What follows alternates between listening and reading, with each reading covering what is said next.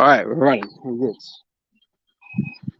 All right, man. Hey, first of all, we want to give all praises, honor, and glory to Yahweh, Ba'Shem, Yahweh Shai, Ba'Shem Kach, Ba'dash. Want to give double honors unto the elders, the apostles of GMS, and shalom out there to the whole for Christian truth and all sincerity, man. Hey, back out again, man. It's a lovely day today, man. You know, the sun's shining. We're just discussing the beauty of the Most High's creation, man. You know, because the world is a beautiful place. This is Idan, right? This is paradise. It was made to be so, for men to dwell on and to enjoy it, right? Mostly the Israelites, but you know, everyone can enjoy the earth, right? But he's out here messing everything up, man. Corrupting all things, man, like it was back, you know, prior to the flood. You know, things were getting abused, man. Esau abusing this earth, right? Men are abusing this earth, man. But this place is going to go back to Idan once again. And like I said, even at this state as it is, even though we know the earth is waxing old and weak, it's still beautiful, man. Look at all the different trees and the colors, and yeah, it's a beautiful place, man. You know, Lord created perfection, right? And people take that for granted, man. And he's out here trying to manipulate everything to suit his own, you know, his own idea, his own scheme, you know. But you know, luckily for us, that ain't gonna happen. You know, we're gonna go back to the way it's supposed to be. The earth is gonna be refreshed, like the scriptures say, and you know, we're gonna enjoy this planet once again, man. As a side note, man. But you know, I always get into you know, because I've been having conversations with you know, a couple of guys at work and everything like that, and you know, older generation, you know, they got certain things, you know, middle class and whatever, and you know, they're of the mindset, which is probably the majority of the world's mindset, that things as bad as it seems right now, with all the inflating prices and you know, with the inflation, the pandemics, and you know, the food issues and the war issues, but they think that it's all gonna right itself sometime in the near future. So they think they're gonna go back to normal. But in the same idea they had when the whole CV was around, everything's gonna go back to normal. Is it back to normal? Not really. I mean, you might think because you can go out where you want to go out now, you think things are normal, but behind the scenes, like everything's fucked. Yeah. Everything's messed up, man. But because people only concentrate on their own bubble, right? So as long as they can go to the shops, I mean, you ain't even got to wear a mask here in the UK anymore. That's optional in most places, right? You can go shop whenever you want. There's no curfews no more. There ain't no no legislation saying, oh, can't be with more than 6 people, or you got to keep 2 meters. There's none of that going on right now. So for most people, that's enough. Like that's because that's all they can kind of see, and you know, that's what they're really concerned about.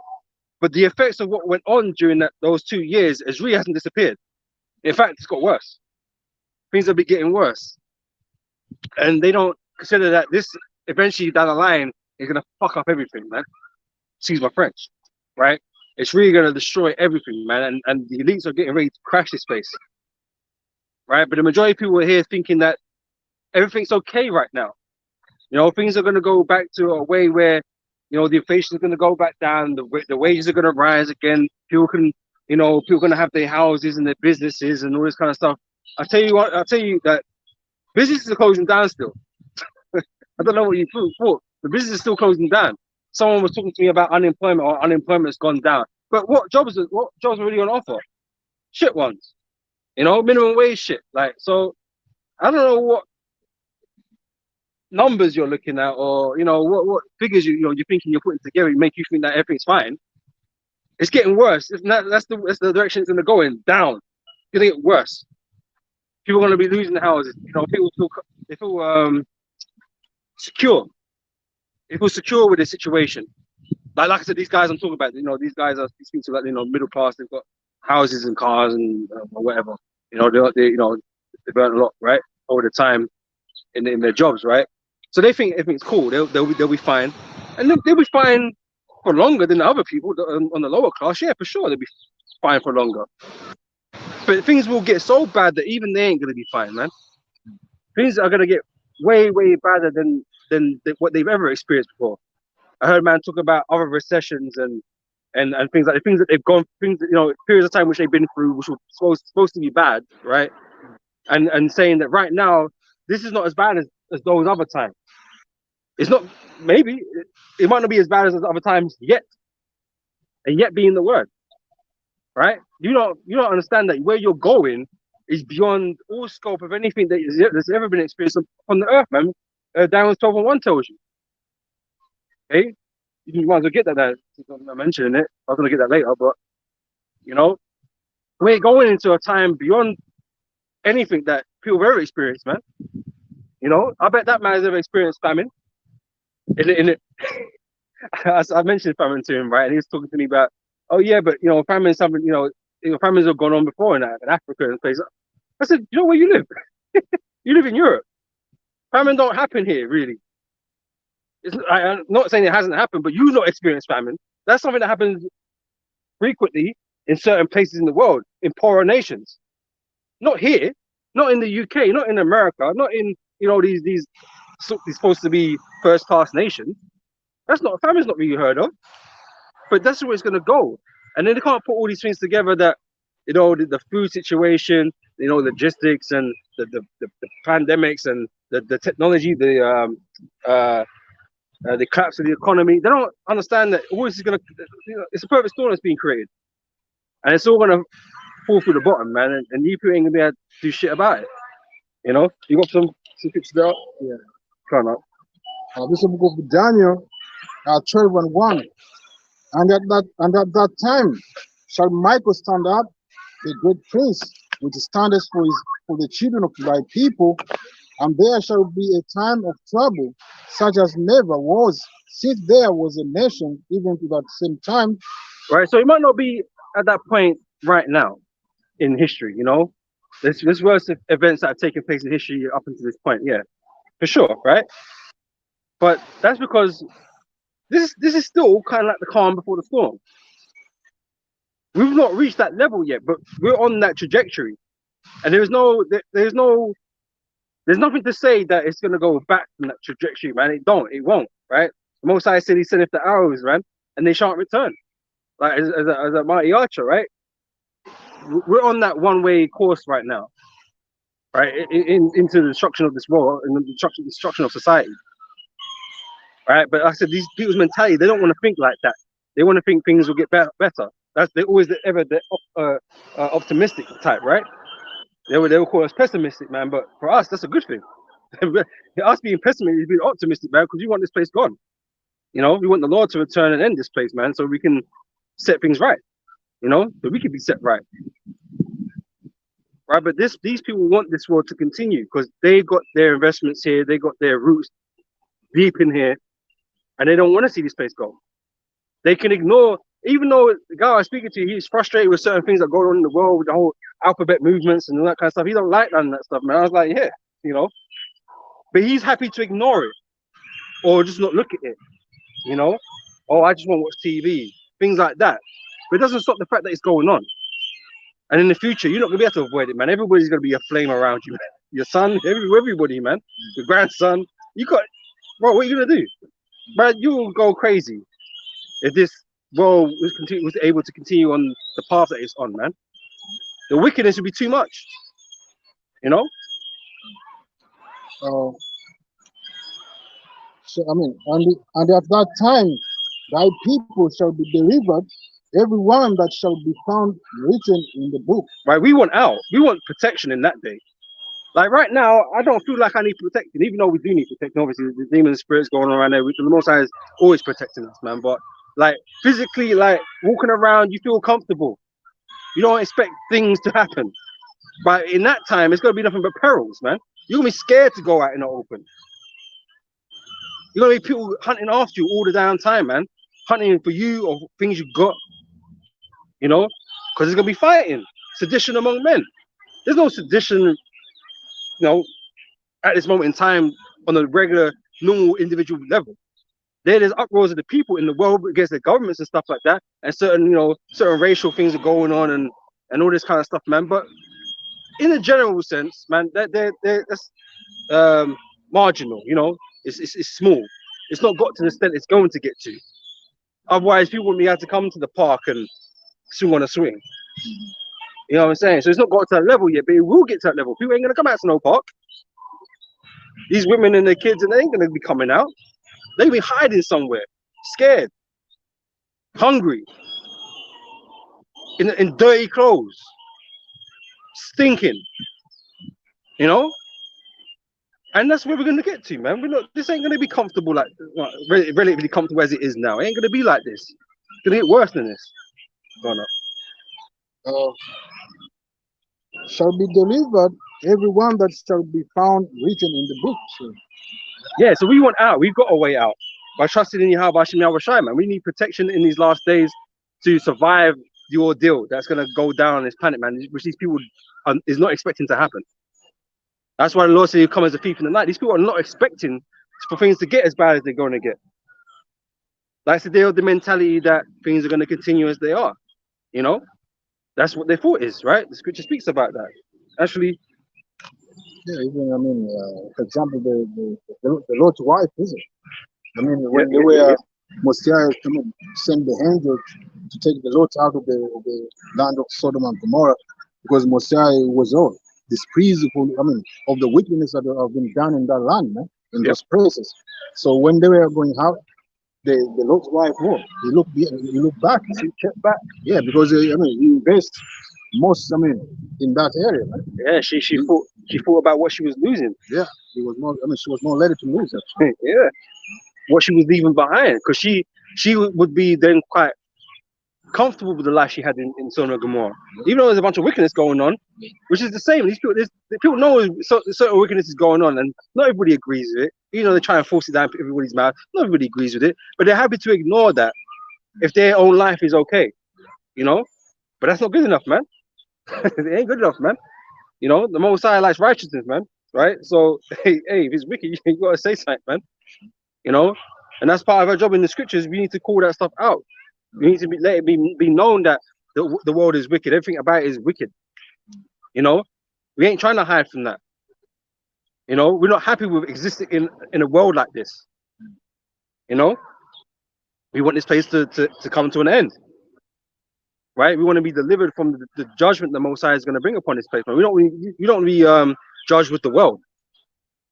You know. This is the book of Second Peter 2:6.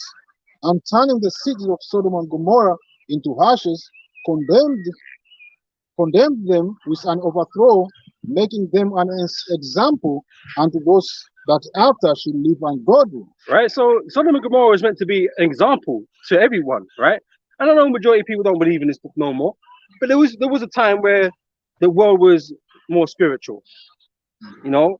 Now there's probably more atheists in the world than there's ever been, because they believe they're enlightened. They don't believe in superstitions and books written by unknown men and all this business, right?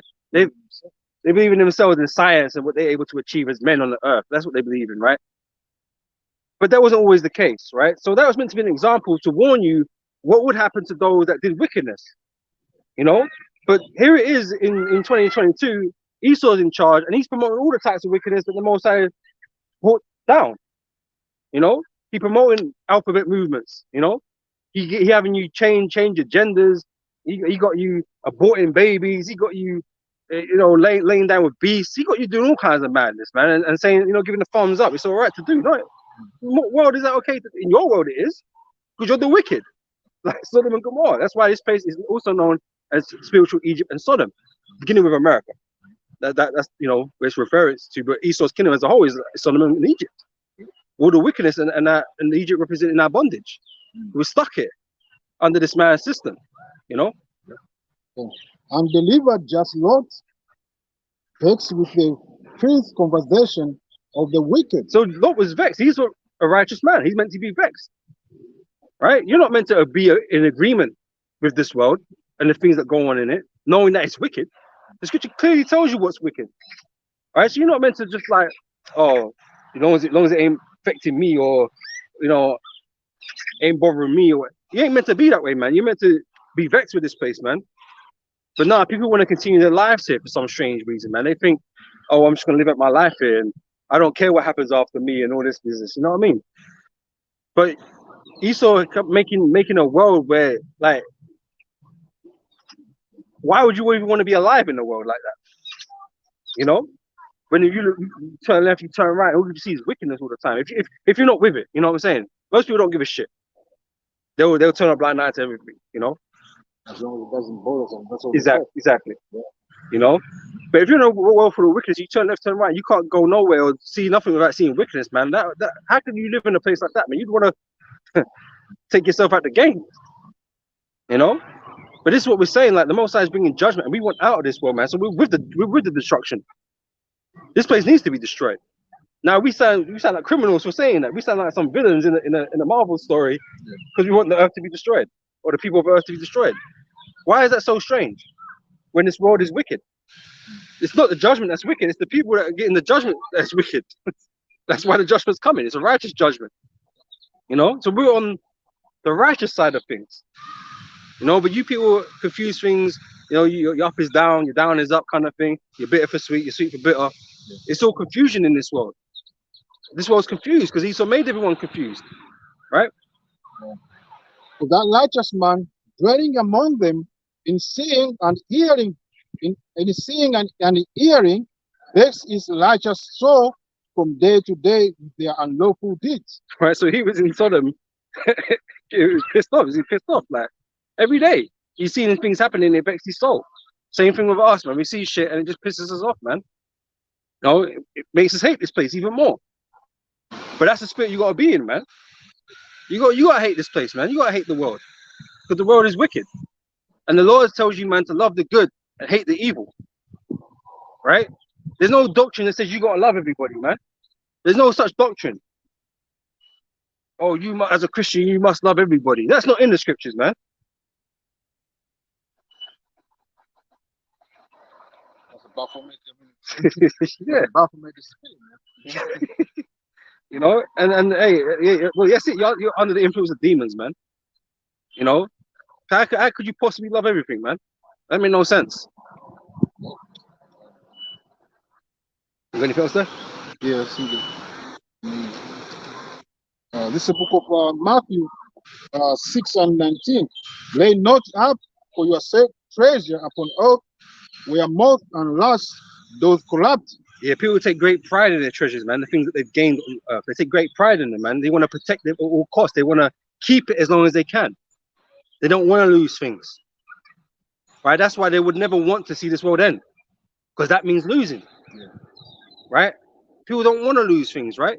Especially if you don't believe in the scriptures. You think that you lost and you've lost, then that's the end. Like you've lost it, not knowing that if you use the Lord, what you lose, man, is going to be given back to you tenfold. Well, many more fold, you know, whatever it is, because after God, I can't even say after eternity because eternity doesn't end. It's going to be many more than 10, you know what I mean? Because the span of time. But they don't understand what we lose if you serve the Lord. What you lose, you're going to regain. That's the interest, you know. So, but because people are not spiritual, because people are not built with the faith, they're not prepared to lose anything. They're not willing to give up anything to serve the Lord or any stuff. They don't want to give up nothing for nobody. Right? So they hate the idea of losing. But hey, the funny thing is though, you're all losers, man. Everybody in this world is a loser. You're about to lose everything, man. You're gonna have the rug pulled right from underneath you, man. You don't know how bad it's gonna get. You think you're safe right now. You know, in safety comes sudden destruction. You think you're safe. You ain't safe, man. Not from the wrong side, not from this judgment. There's no way. You know?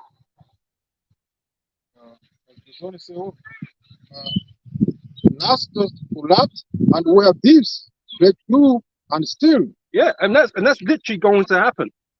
Like in this time of carnage and chaos that's gonna ensue on the earth, man, you're gonna have people running through your house, busting up your yard, taking your shit. Because things are gonna get real desperate, man. They're gonna want to see what they can take to sustain them. Whether it's something they can sell or something they can trade or something they can eat, something they can use as a weapon, whatever the case may be. People are gonna be going through houses, like it says, was it 2nd Ezra 16? Yeah. They're gonna be going through people's houses to see what they can take. They're not gonna have no pity upon their neighbors, right? Even the scripture say, "Best friends shall fight like enemies." Like, so they don't really understand how dark this world is gonna get, man. It's gonna get real dark, man. And right now, all you can see is the sunlight and the kids playing in the park and whatever. That's all you can see right now. That's your world right now. You know, you drive to work, you come home from work, have dinner, go to sleep, go back to work. That's all you're really seeing. Oh yeah, my petrol's going up. I'm feeling that, and it's hurting a little bit. But don't worry, it's gonna go back down again at some point. That's what they're thinking. Yes. I can survive this. Yeah. Nah. Yeah. But down the line, it's not gonna be pain Yeah, anymore. yeah. You ain't gonna like gonna it when be- it doubles in price from where it is now and doubles again. You ain't gonna be thinking that way after that, man. You're gonna be thinking, shit. Fuck, like, I can't pay my bills on time or you stop using the car altogether. Because obviously that's the first thing you do. You'll stop using the car. You might stop taxing and insuring your car because you need to save the money, right? To pay your bills and food and whatever, right? You cut things off. That's what a responsible person would do. Some man are not on responsibility, but some man trying to keep the car at all costs. You know what I mean? So everything else cuts off. But that's what you would do, right? You'll cut things off because you can't afford to keep it no more. So you don't understand. You're going through like not a slow I'm not gonna say a slow process, but you're going through a process of time where you're slowly losing things. You know, day by day, week by week, kind of thing. You know, but you don't foresee that yet. You're just looking at now, and you're hoping it don't get worse. That's what you're doing. You're hoping it ain't gonna get worse. But that's vain hope. It's vanity. You know, it might stabilize for a little while. Government might add an extra 5p duty on the thing, bring the price down by 5p. Oh yeah, it's great. And then a month, 2 months after, it goes up 10p. That's what it will do. That's what it's been doing.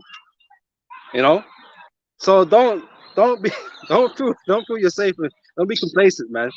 Like this world is about to get real bad, man. And the thing is, no one wants to admit when the kingdom's at an end. That's true. There's no kingdom on the face of the earth that's existed before recognized where the end was. Like this was the time now. Because they believe they lived in a kingdom that could never go down.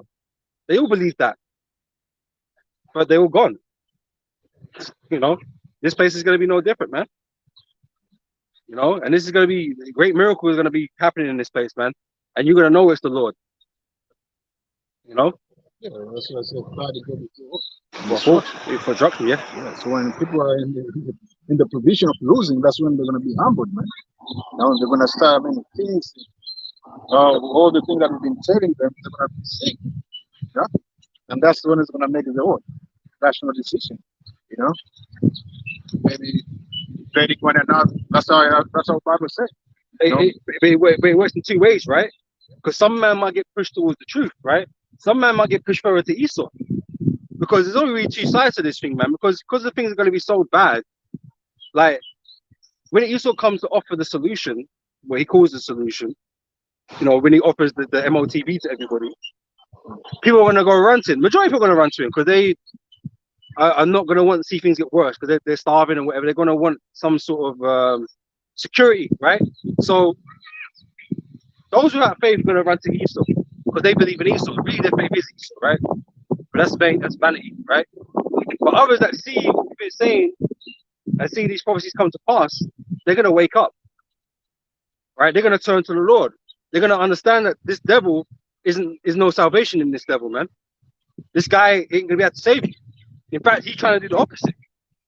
He the one that orchestrated it and lead you down this route where you're going to be destroyed and controlled.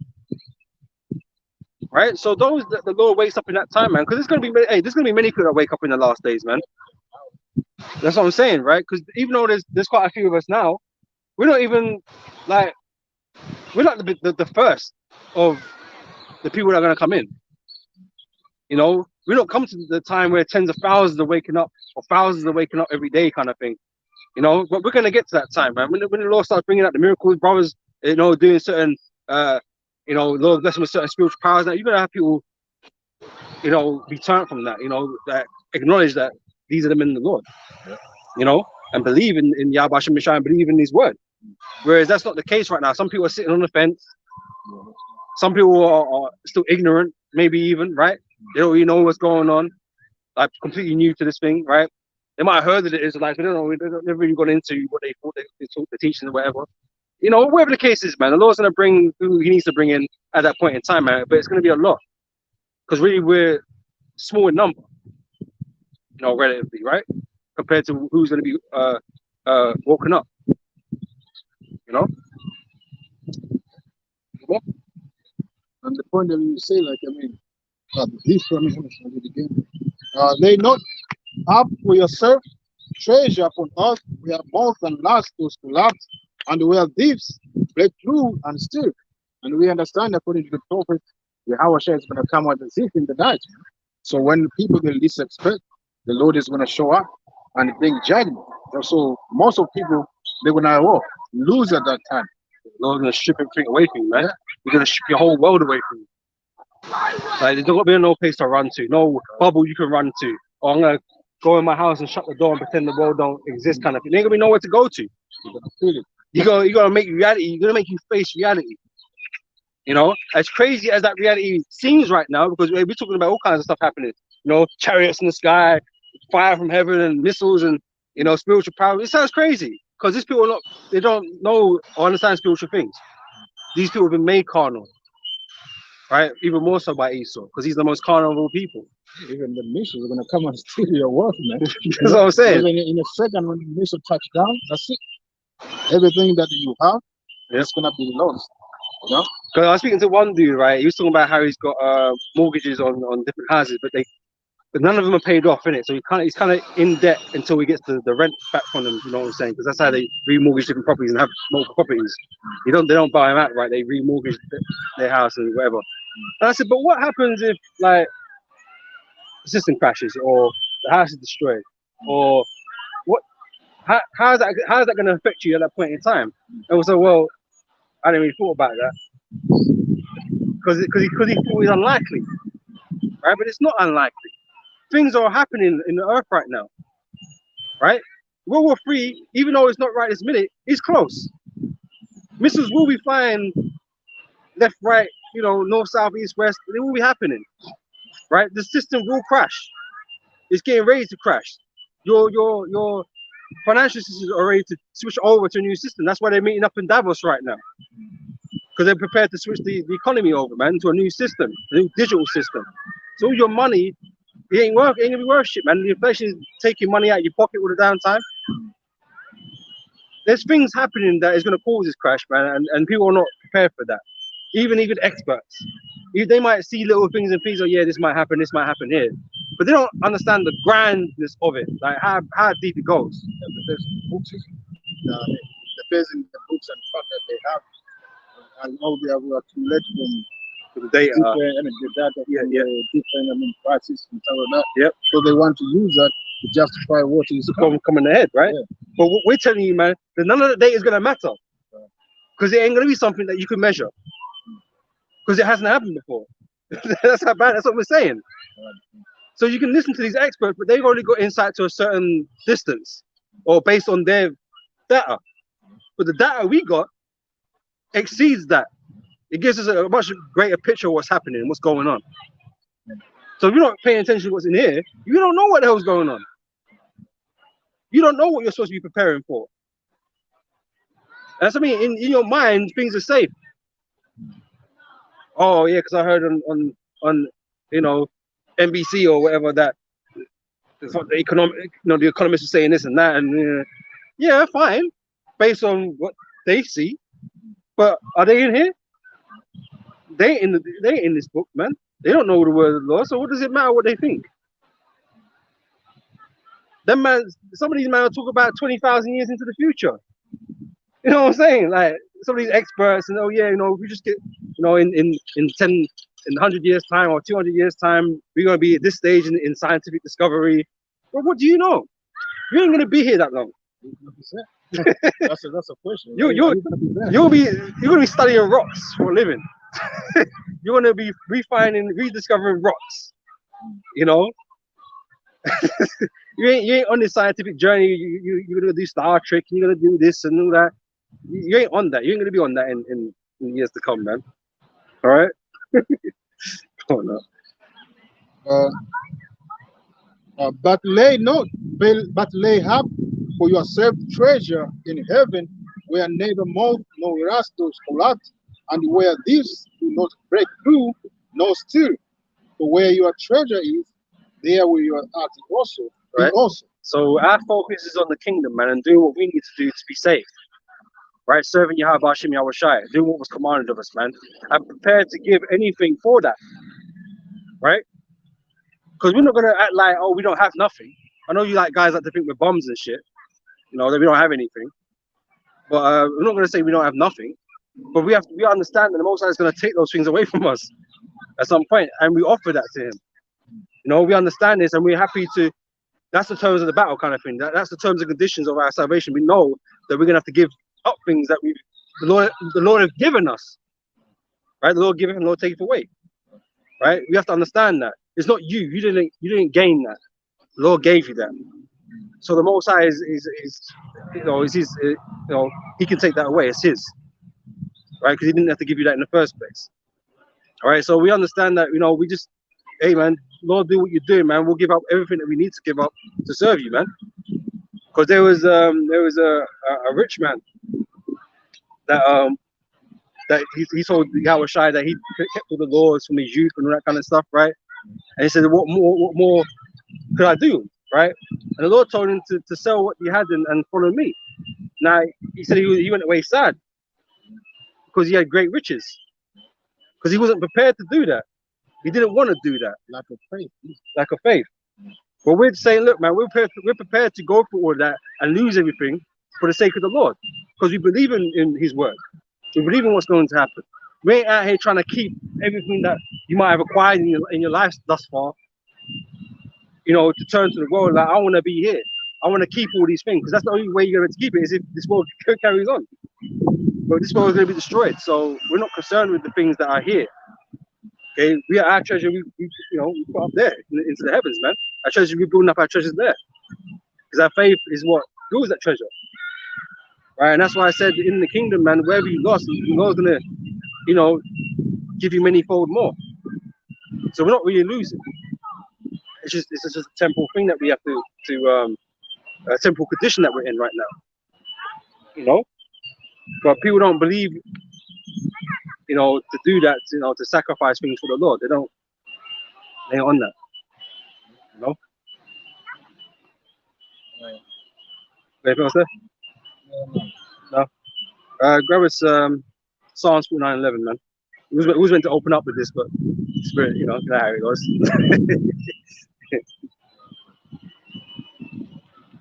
Psalms.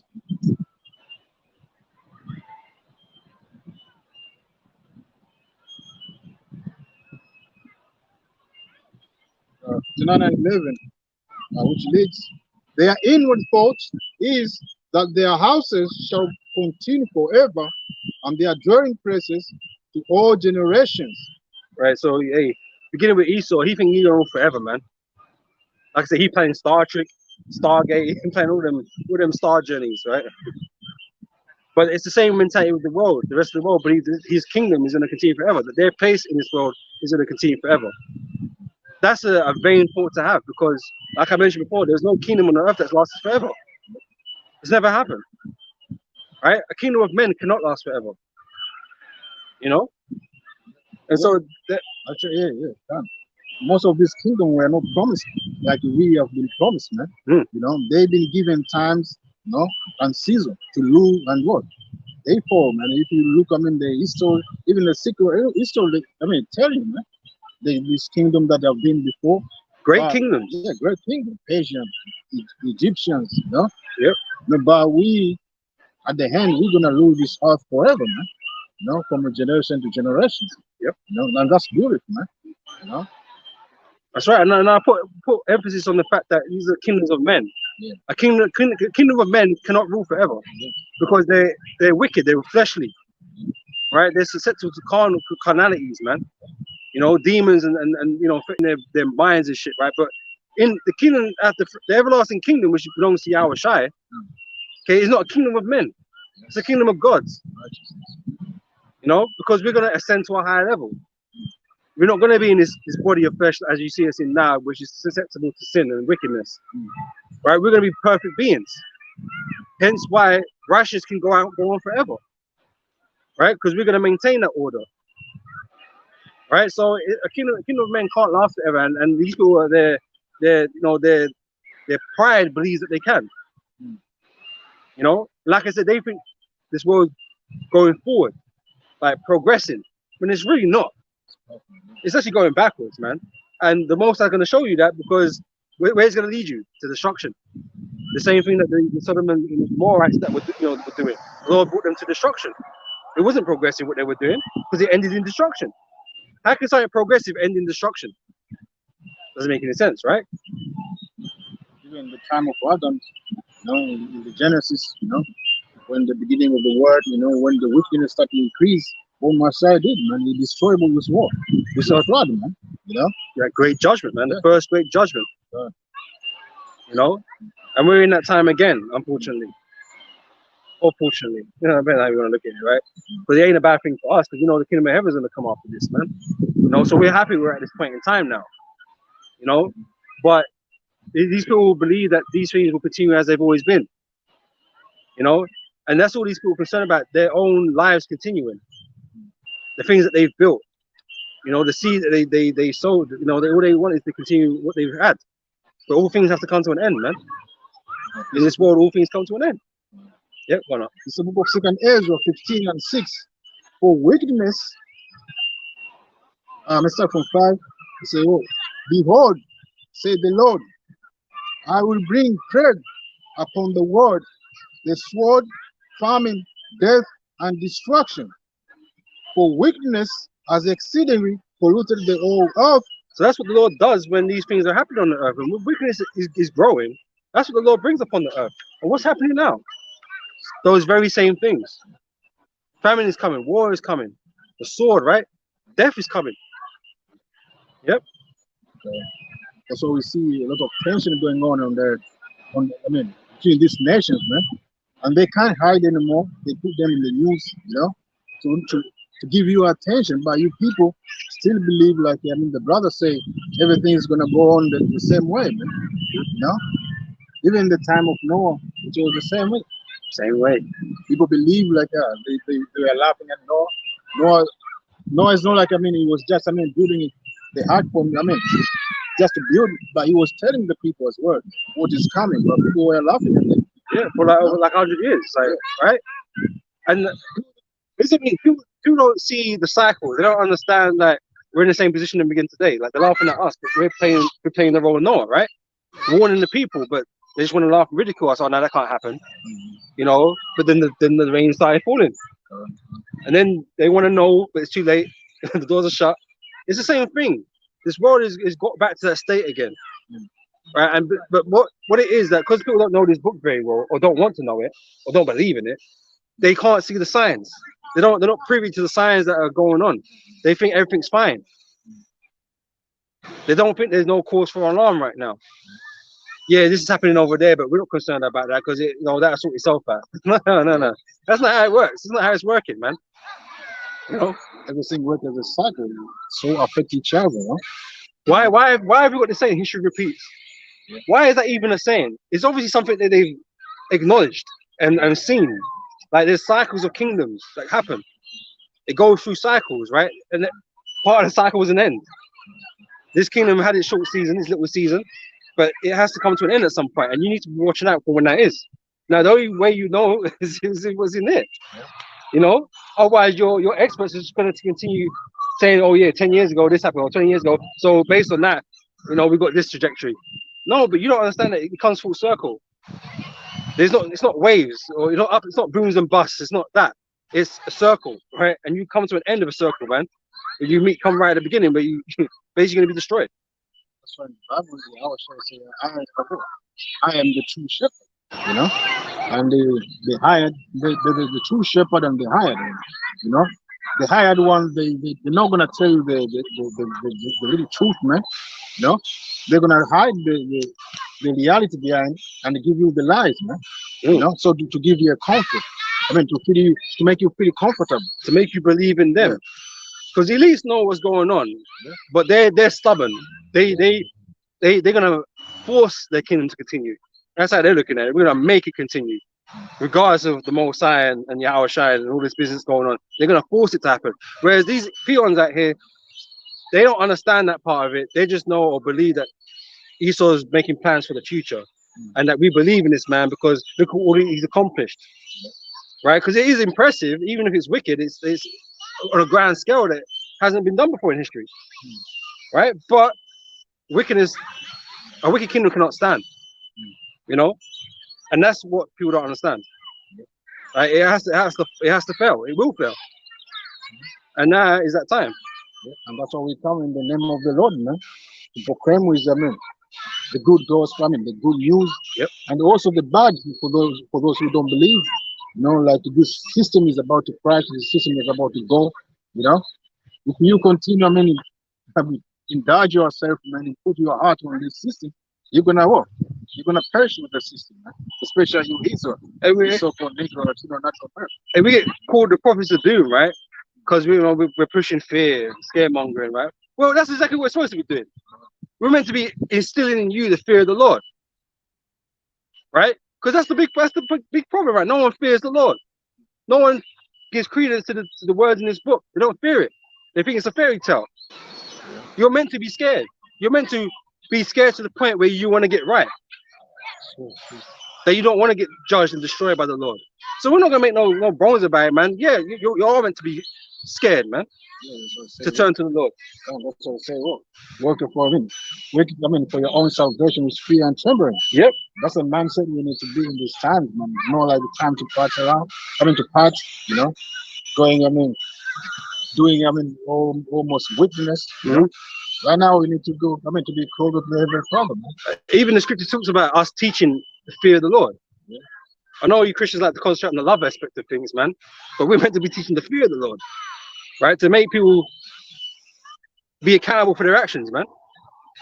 You know, to repent and leave from their wickedness, man. That's what the fear is meant to do. You saw it, man. Yeah. Knowing that if you don't get right, you're gonna get judged.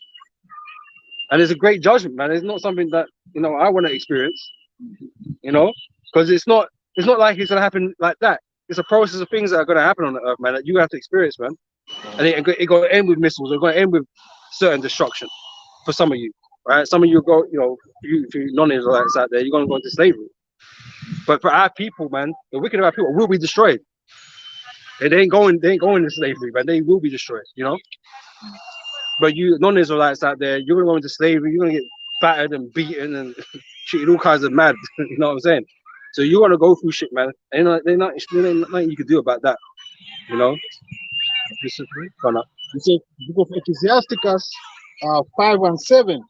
Make no telling to turn to the Lord, and put not off from day to day. For suddenly shall the last of the Lord come, shall the last of the Lord come forth, and in thy security thou shalt be destroyed and perish in the day of vengeance. Now tell me something, right? What's gonna make you do that, right? Is it fear or love? Love is gonna make you complacent. Love is gonna be like, oh, it's all right. He won't mind if I leave it another day. But love in Christianity, what they say, they don't care if you are, alpha, one of the Lord love you as you are. That's what they say. But he said to turn to the Lord. But if you're in his love spirit, man, hey, you're gonna take the piss. People that doing this love should take the piss, man, because you like, oh, he won't mind, or she won't mind, or I love her, she loves me, or whatever. She won't mind if I leave it tomorrow or the day after, or if I just keep putting it off. Like, doesn't matter, right? If you fear somebody, man, you're quick to do shit, man. If your gangster on the road comes to you, man, where's my money at? Because he caught you slipping, man, you're in a rush to try and get that money. You are, because you don't want to see the outcome. But if he's like, oh no, it's all right, no, you're gonna be like, oh, he can wait for his money another week. If you're not afraid of him, right? You're meant to be turning to the Lord with haste, man. You're not meant to be putting off the day. And even when we talk about love, love according to the Bible is fulfill the righteousness of the Heavenly Father through the Lord, which is actually fear. Yep. But these people have been taught different, man. They've been taught, to love in an ignorant way. Yeah. But there has to be balance, man. Yeah. That's what we say. Love is according to the law, right? Yeah. Love is keeping the commandments, right? Because knowing the commandments and applying them appropriately, man, it means that you're gonna look after your brother and he's gonna look after you, right? And so there should be no enmity between brothers and stuff, right? Because we're all one. But you can't be condoning wickedness, you know. You can't do that. You got to rebuke. You know what I'm saying? You meant to say something about it. Right, but this ignorant spirit now, oh yeah, I should love everybody. What does that mean? Like you love the devil? I mean, what does it all mean? Like it's just empty words based based on a doctrine that don't exist. For example, like the act of Sodom and I mean, the act of sodomite is what? The hand is what? Destruction. So if you love that person, you're gonna tell them, like, exactly, this, I mean, is wrong. against the way of the Heavenly Father. It's wrong. If you continue, it's gonna lead to your destruction, and that's love. You know, but majority of the people of this world, they put it off. They ignore those stuff. You know? And things get overridden by Esau's laws. He's unrighteous priest. You know, or you got to be equal. You know, and all this business, man. Because that's apparently love as well. It's being equal. Or love is being equal and all that kind of shit. But women are not meant to be no pastors, you know, or teachers. They're not meant to be no teaching in the church. But you got women up there now. You got trans up in there now. You got all kinds of madness going on there. And it's like they keep talking about, oh, Christianity has to be modernized. Why? This is meant to be constant, man. This ain't meant to change. The things that are written aforetime are here for our learning, but you don't change them. You need to change. If you don't fit what this is saying, man, you need to get right. You know, talking about, you know, modernizing it. Oh, you got to let women in and do this and do what for? The Lord never asked for that. You know? Oh, no. Well, this is the book of Malachi 3 and 6. Malachi 3 and 6. For I am the Lord, I change not. Therefore, ye sons of Jacob are not consumed. Lord doesn't change, man. Okay, you're not meant to be changing the scriptures for the sake of modernization. You know, teaching is something that is not in the scriptures. Equality is not in the scriptures. Women up in the higher ranks is not in the scriptures, man. You know, flamers is not meant to be near you, period. You know, you can't be accepting them in the church, man. You got, if they're gonna come in, they gotta repent and come as you are, and leave that behind them, man. They have to do that, or they can't come in the church. You know, because these are abominable acts at the end of the day, man. You can't come in the church unless you repent of that and leave that behind you, man. You know. It's the book of Revelation 22 and 19. And if any man shall take away from the words of the book of these prophets, Mosiah shall take away his part out of the book of life, and out of the holy seat, and from the things which are written in this book. Yeah. So if you hide and take us away, you know, according to the word of the Heavenly Father, you're not part of the kingdom to come. No, you're gonna have to be destroyed in this side, especially you Israel, you so-called Negro that you know not come back. You know, so the kingdom of heaven is for you. You know, so if you teach, I mean, different from what Mosiah say, you know, you're gonna be done away in this side, man. You know, so you can come light in the kingdom to come, man. You know, sure. And most of these pastors, you know, in these churches, you know, this Christian, you know, I may say Christian movement, man, because everyone can be Christian, you know. So they teach different, man. They say like that's all. The brothers say, "Come as you are." That's a doctrine that they push in the Christian. You know, we need. If you come to the Lord, you have to walk. First and foremost, repent and try to the best you can to live according to the righteousness of the Father. How can they say "come as you are" when the scripture speaks about you coming as a newborn babe? You have to change yourself, man. You have to start again, right? And build yourself up the right way, right? Being as you are wasn't good enough, right? That's why you were seeking the Lord, right? Because you know you need to come in and change. Okay, the old man has to disappear. You have to cast him off, right? Because you was ignorant before. But when you spoke, what's supposed to happen when you come into church? You're not meant to be ignorant no more. You're meant to be taught properly, right? And understand what was right and what was wrong about you, right? And repent. That's what you're meant to do, right? But we're in a culture now, like we don't like getting on people. You know, we don't want to call them out for the wrongdoing that they're doing to make them do right. You know, because you're a hater. You know, all this bullshit, like these fucking these defense systems that men are going, oh, you're hating.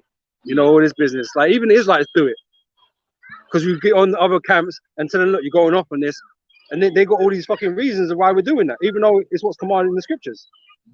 You know, but they want to make it seem like, oh, we hate people or we don't like them. And it ain't nothing to do with that. We don't care. Like, we're just doing our job, man. You know, we would have it that you repented. That would make us happy, man. That's a message, man.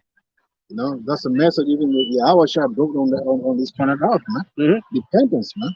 Even John, when he started, his ministry, John the Baptist, he told us the same thing about repentance, man. Yep. You know, so we come in the same voice, man, same spirit, man. You know, we come in the name of the Lord, asking you. I mean, you know, we all come short of the glory of the Heavenly Father. I mean, we all sin, right? But the good part is what for you to make it repent. Do the best that you can. Yeah. You know, like I said, we ain't gonna be perfect, man. Not until Yahushua comes again. You know, we ain't gonna be perfect, man. But we're meant to be doing the best that you can.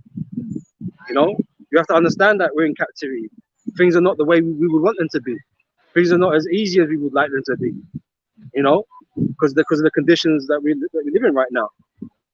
Okay, but again, that's why the Lord, you know, what He did for us when He sacrificed Himself, man, is to cover those sins, man, to cover that in that grace period, right? So even though we fall short, we're not going to be condemned by the law, because that's what would happen. We'd be condemned by the law, because like we can't say we kept the law perfectly. We can't say that, right? So that grace is important until the new covenant is established. You know. So book of Romans 12:2, and be not conformed to this world, but be ye transformed by the renewing of your mind. Transform. You need to transform. And we're not talking about into one of the transformers. You know, we ain't talking about one of them ones, right? But you're meant to change as a person for the better, you know? The way you was in darkness, you know? So you need to change that about yourself, man. You need to get up on game, know right from wrong, because this is what the Bible does, teaches you right from wrong. That's what the law's for, right? And know how to conduct yourself as a man or as a woman, you know? That's what it's there for. When you just roll up in church and say, well, it doesn't, you know, I'm me, innit? I'm just me, and the Lord has to accept me because He loves everybody. That's some bullshit, man. The Lord don't have to accept shit from you, man. Most are gonna put you in the dirt because you're pride, and that's what that's being generated. Pride, and that's a handle for these guys too. You know, it just generates pride, man. But pride ain't made for man. Yeah. All right, so all this like, oh, doesn't matter. The Lord accept me for who I am. That's pride, man. That's pride. And you want to find out, man, that's far from the case, man. You ain't gonna be accepted for shit. Okay, you're gonna be made an example out of, man. Just like the Sodomites, you know. Yeah. Yep. You know what I'm saying? Yeah. But be ye transformed by the renewing of your mind, that ye may prove what is that good and acceptable and perfect will of the Heavenly Father. To prove what is good. Because everyone's raised up differently, right? And some similar, but differently, right? We get taught right from our parents. But if they're not completely knowledgeable in those things, they're not going to have it down pat, right? So you're not going to have perfection in right and wrong. You know? The only way we know right from wrong is these scriptures. There's only one way to perfection. Is by taking heed of the word of the Heavenly Father. And the thing is, this world is so twisted now. It's like some things in the scriptures people will see as evil. You know, like when we speak about the rape doctrine, it's in there. You know, and you might now feel that that's wrong because Esau's taught you a different way, and he taught your parents a different way, and that's been passed on, and now that's what you believe too, because in your spirit or in your emotions or whatever, you believe that to be wrong. But at the end of the day, the Most High, He made right and wrong. You know, He decided what was right and what was wrong. Now, if you got a problem with that, you got a problem with the Most High, essentially. Ain't really us you have a problem with, because we're not saying nothing that's not in the scriptures. You know, same way if you're a rebellious child now and he ain't listening, he gets put to death. Now that sounds extreme in this world right now, but there is good reason to why that would happen. You know, because we'd end up with a society like this, completely unruly. You're used doing all kinds of craziness today, right? and we're complaining about it, but no one's doing shit about it. These gremlins should be put to death a long time ago.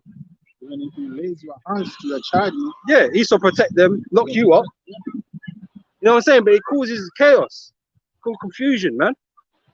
And we wouldn't be doing half the shit we were doing if certain laws were kept. But Esau don't enforce those laws. He got his own laws, his own unrighteous decrees, right? So you might see it's wrong, but there is a purpose to it. They want to do everything opposite. Either much, they want to do everything opposite. That's why they, from the beginning, we say, like, Esau want to establish to be like Most High. Yeah. That's why you have to come with this, this unrighteous decree, the laws that you form, they make behind the closed door, try to manipulate people to work, to follow in wickedness, man. Yeah. You know? So they can be destroyed alongside this Muslim, man. Because he know he's gonna lose big.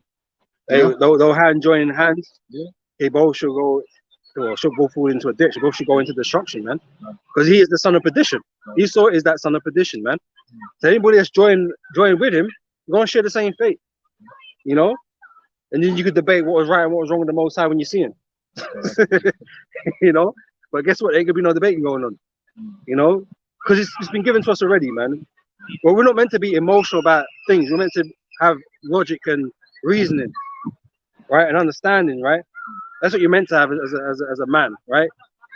And everything is plotted out in the scriptures, man. So if you don't agree with it, guess what? That's something you're gonna have to become agreeable with. You have to go through that change. We don't bring in the worldly us into this truth, man. You have to send that worldly man away. Because it's demons, a demon. That worldly you is a demon. Right? You've been infiltrated by Esau, man. Satan's been on your ass this whole time. You know? So you need to cast him away and start again and understand the concept of right and wrong. Even if it goes against you know, what you used to. You know, you have to come to terms with stuff, man. That's what it means to be a man of the Lord and to make that change, man. You know? Anything else there? Yeah, that's all right, cool. This is a book of First Peter 2 and 2. Let's start from 1. Wherefore, laying aside all malice and all guile and hypocrisy and envies and all evil speakings, as newborn babes, desire the sincere merit of the word, that ye may grow thereby. Yeah, we have to grow again, man. We have to act like we're children in this thing, man, and like we're learning from scratch, learning the basics again. Now, I'm not going to say every part of you in the world was wrong, but there's certain things you need to look at. You know, certain things that are wrong. You know, that you need to kind of cast away. You know, you might have been a half decent person in the world, but you was doing this, that, the third, which is going off, right? You have to sort that out, resolve those things. You know, we don't just walk into the truth and it don't matter what I was doing. I can keep doing what I want to do. You know, but this is why we get these different types of characters in these different camps, man, because they bring worldly game with them. You know, and they come with a different type of spirit, man, different kind of vibe. They haven't changed. Yeah, they're just niggas with Bibles. Yeah, like some maybe in the world they used to music. Now they want to bring their music in the truth. It's nothing wrong by the way you present it, is the way you present it. Your music, whatever it is that you desire, that's the long part. Yeah, worldly you didn't want to give it up. Yeah. It wasn't a sacrifice you want to make. Yeah. You want the same prestige or the same fame that you get from having one of those music careers or whatever on the streets or whatever. Any type of reputation that you want to keep. Yeah. You don't want to cast them away. You want to make it on the. You want to make it in the truth, man. So you're determined to be that guy regardless of what it is that you're doing.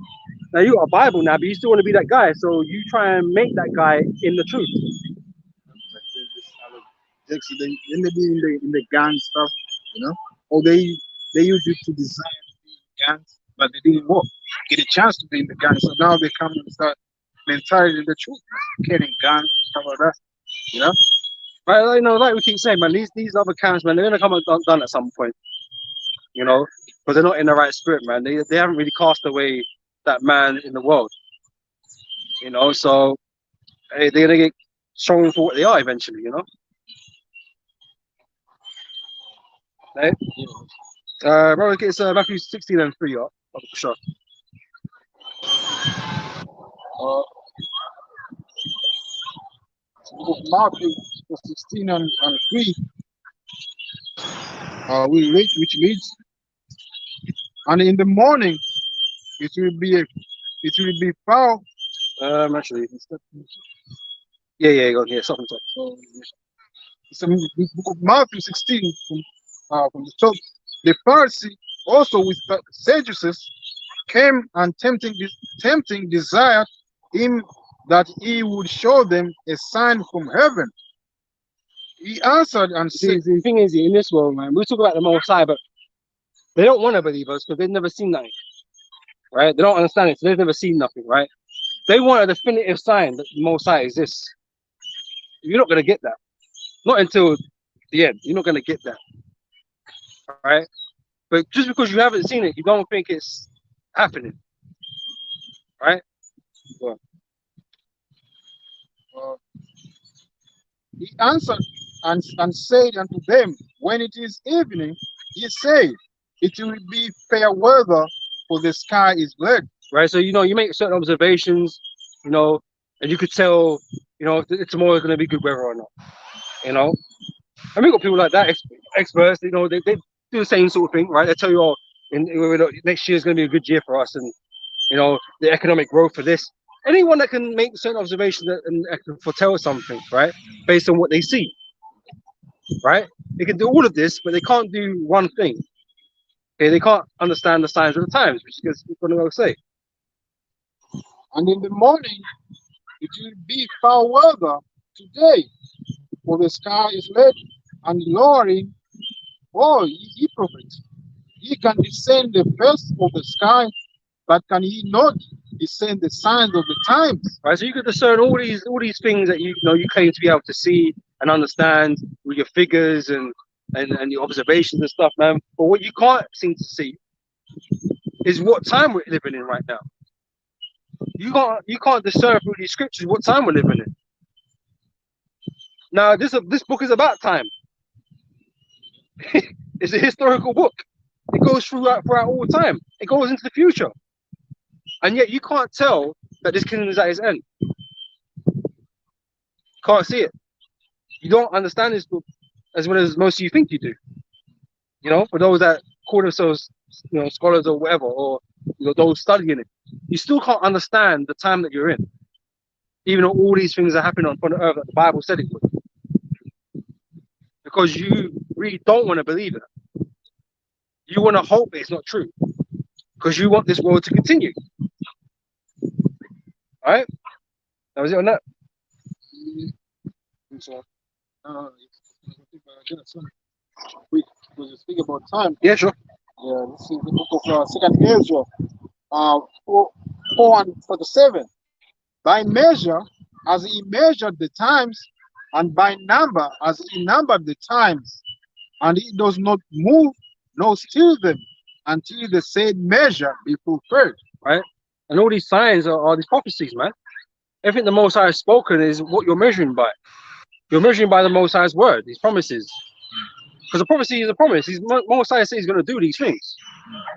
So you're waiting to see these things. Now, for the people I've been speaking to recently, they don't see that. They don't see what's going on. Even though I'm pointing at this and I'm pointing at that, they think things are going to go back to normal. They believe that this time right now is not as bad as other times. It's because you haven't got there yet. And you can't foresee that it's going to get worse. You can't foresee it. All right? Because you're in the world, the Most High's got the world in darkness. Got them blinded to what's going on. Following Esau, believing in Esau. Like that fucking, man doing the train and this is just following Esau down, down into the fucking ditch. They're just blinded. They can't see beyond the person in front of them. This is back of the man's head. That's all you see. And they're gonna fall down. Esau jumped off the cliff, man. You're going down with him. Yes, that's it. The times have been given. Fulfill the purpose of every father, man.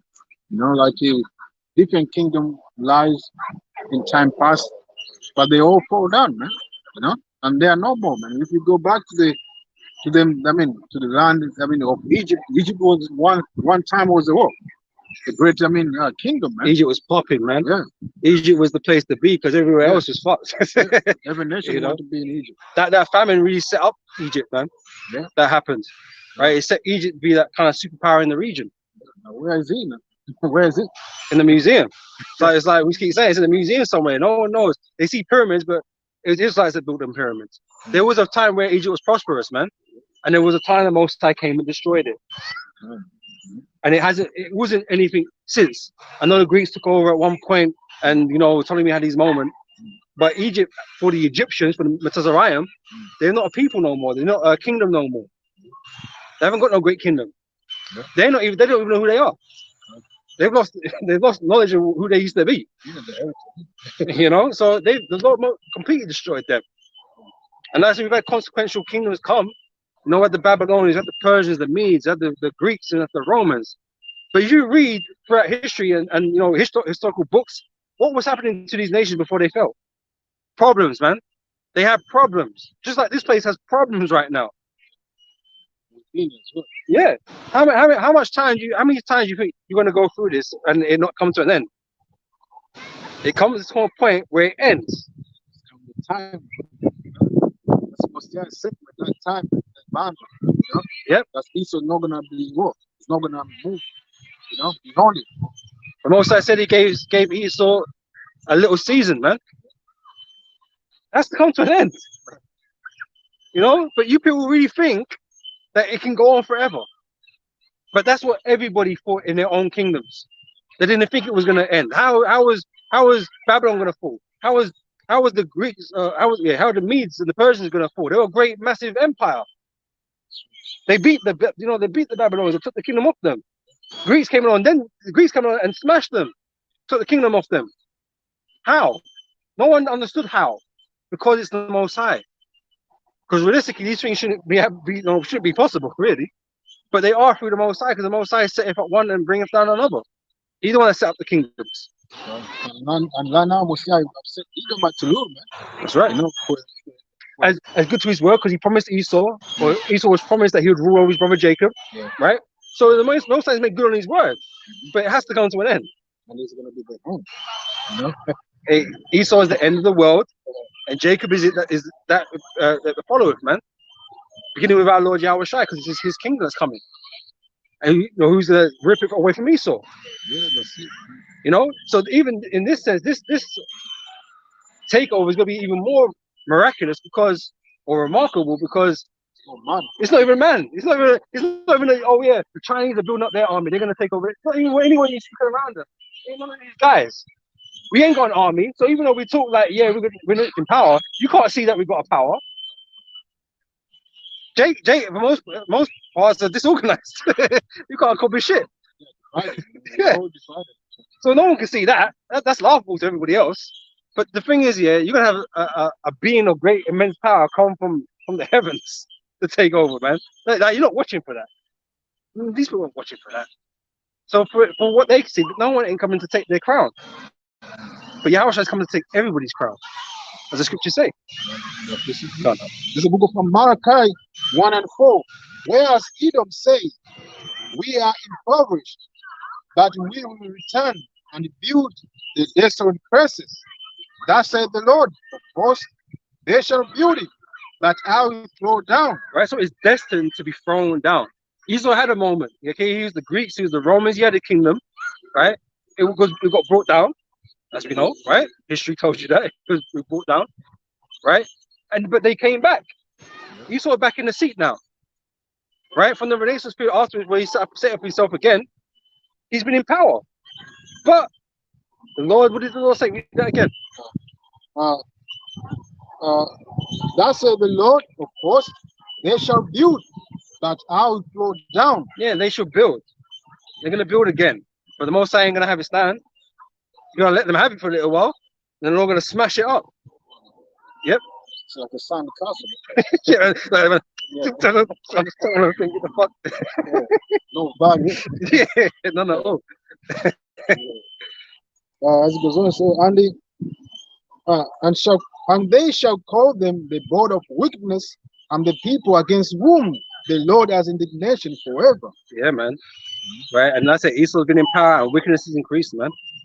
People becoming less and less spiritual, less and less God fearing. You know, because that's Esau's agenda. He don't want you believing in God. He wants you believing in Him and what He's able to do. That's why he wow in the world with, oh look, we can make tomatoes, genetically modified tomatoes, and different genetically modified foods, or we can give um, uh, um, make people have babies and put a uterus in a man and all this fucked up shit that he's doing, man. It looks impressive on paper, you know, because that things like that shouldn't be able to be done, innit? It's mad, right? Yeah, that's why these women, they go around, they fight themselves. They say, what? They don't need the man. Don't need man no more. You know? That's why Esau disrupted order. Yeah. You know, so you know, Esau don't want you believing in the Most High and His power. He wants you believing in His power. And that's why when it comes to the MOTB, you're going to choose Esau over the Most High because you don't believe in the Most High. You don't have no faith in His word. Right? So you're going to run to your God, essentially, your power, your savior. Because that's what Esau's trying to put himself up to be. Right? But he only planned on saving you. That's his goal, and destroying the world. You know, he's a madman. You know? And you would end up living in one of those dystopian movies with him, man. You know, when he up there in the sky somewhere, you're on Earth, just all through, all messed up, you know, talking to robots. It's like, you know what I mean? Scavenging for food, Mad Max style or whatever. You know, he would have it like that. Or he moved out to Mars somewhere. You stuck on Earth because you fucked it up. And you could have destroyed the world. You're left there dealing with the shit. You know, that's what your future would be under Esau. If Esau was allowed to continue ruling forever. You know, but the Most High is not going to allow that to happen. Okay, so can't allow Yahweh should be in charge for that, because you could be under this man's hands forever, because they got no real way to come out underneath Esau. You have no power, right? And that's why, hey, Yahweh is going to come and do the business for us, man. It's the book of Job 5:12. He disappointed the devices of the craft, so that their hands cannot perform their enterprise. Yeah, the Most High going to upset them, man. You know, he's going to withdraw the deal. The enterprise is done. You know, it's like, you know, you got a company that's getting funding from somebody else, and then when the funding stops, company fucks up. It's like that. The Most High, he got, you know, he allowing Esau to run his kingdom, but then the Most High going to withdraw. I'm out. And then everything's going to crumble, man. You know, your protection's gone. Satan ain't with you no more. You know, Satan ain't your left-hand guy no more, or your right-hand guy on that side of things. Right? He ain't going to be your bro no more, helping you out. You're going to betray you, man, because that's what Satan does. To deceive you, right? Because Satan, he works for the Most High. He don't work for you. You know?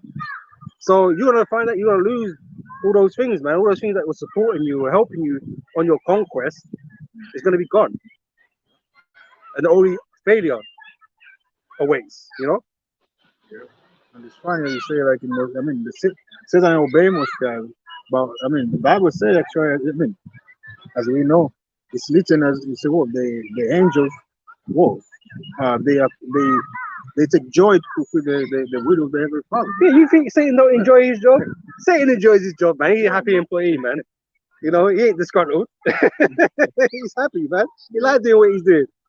You know, he gets stuck on that shit, man. Did you give them technology to build the missile? Yes, sir, man. Yeah. You know, put it in his brain cell, man. They put it in there. Man was like, oh shit, look how smart I am. Man, from his gas, you know, his gas. Only look what I can do. He's sitting there laughing, man, because he knows if you just created a weapon of your own destruction, man. You know? So yeah, Satan enjoys his job, man. You know, just like we enjoy our job. But these are the things we were made to do. We were all made for purpose, right? If you're fulfilling your purpose, you're happy person, as far as I'm concerned. The reason no one's fucking happy on this planet because no one's really fulfilling their own purpose. You know, because hey, women are being told that they got to be independent. They're meant to be above men and all this bullshit, man. But they're still not fucking happy. They got to earn got to earn wages more than a man. They're still not happy. Or get a career, still not happy. You know, or I'm not gonna have children, not happy. The woman is not meant to be those things, right? A woman's meant to have a husband, right? Meant to have children, meant to look after the home. Okay, that's a sense of purpose. That is what your job is. It's supposed to be on the earth, man. So when you're not fulfilling your role, you're not ever really happy. You know? And that's just the thing. Like people don't understand that because they don't understand their own purpose. Because our purpose as a nation is to serve the Heavenly Father. That's why our life's hell. Because we're not doing that. You know? For the majority of our people are not doing that. So we live hellish life, man. Always crying about something. We created this whole situation for ourselves for disobeying the Heavenly Father. Otherwise, we would be happy. You know what I'm saying? We don't have proper relationships with each other, brothers, women, our wives, our children. Have proper relationships, man. But we don't have that right now. But we're suffering always. It's pain, man. Yeah. It's pain and anguish of spirit right now, man. We are like madmen, man. You know? But in the kingdom, we're all going to serve the purpose at which we was made to be. You know, women are going to be women, men are going to be men. You know, and we're going to live in harmony, man. That's how things are supposed to be, and we're going to be happy with our life. And that's balance, man. It's balance. That's right. The balance has been tipped, man.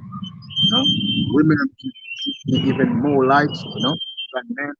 You know, so the point was the household is destroyed, man. You know, there's no trust in the household as well. You know, because everyone is like what? It's confused. I mean, following the way of what? Esau, which is leading to what? Destruction and what? Yeah, wickedness. But he's sort of telling you that you should be something else. Yeah. But like I said, it don't bring happiness. Money, all they need is money. Money don't bring happiness, man. You've got everyone chasing money, but most of these people with money, they're still not happy. They always got something. There's always got a problem with something. They drugs, you know? Yeah. You know what I mean? So someone that has to take drugs ain't of a stable mind, man. You know, they're trying to escape this shit because the life they're living is not good enough. You know, but in the kingdom, man, it's like we're gonna be on cloud nine all the time. You know, like we're gonna be high seriously without all that shit. You know, we still have living life large. You know, we're gonna be enjoying it every moment. We ain't gonna be doing no escapism. Escape from what? Man, I got the metaverse now to escape to. Man, are getting raped in the metaverse and shit like. So what? I don't understand. This is all crazy shit to me. Like I don't understand this shit. No, I don't get it. You know, there's nowhere. You can't go nowhere in this place, man. It's all hell. Well, I'm controversy. Like I mean, go in the metaverse, we get let. How gonna somebody let me? No, I don't get it. It's a twisted idea, man. Yeah. You know, but yeah, I mean, you're trying to find all these escapisms, man, but nothing really works, man. You know, and for us, it's not until we get right with the Lord is everything gonna be right for us, man. You know, and that's what we're moving towards. That's what we're working towards, man. We don't want to be in this place because this place ain't got nothing to offer. Only sadness and pain. That's all it really offers, man. Guaranteed. That is guaranteed. You might have moments of joy, but guaranteed you're gonna spend most of your life unhappy, sad, and in pain. You know.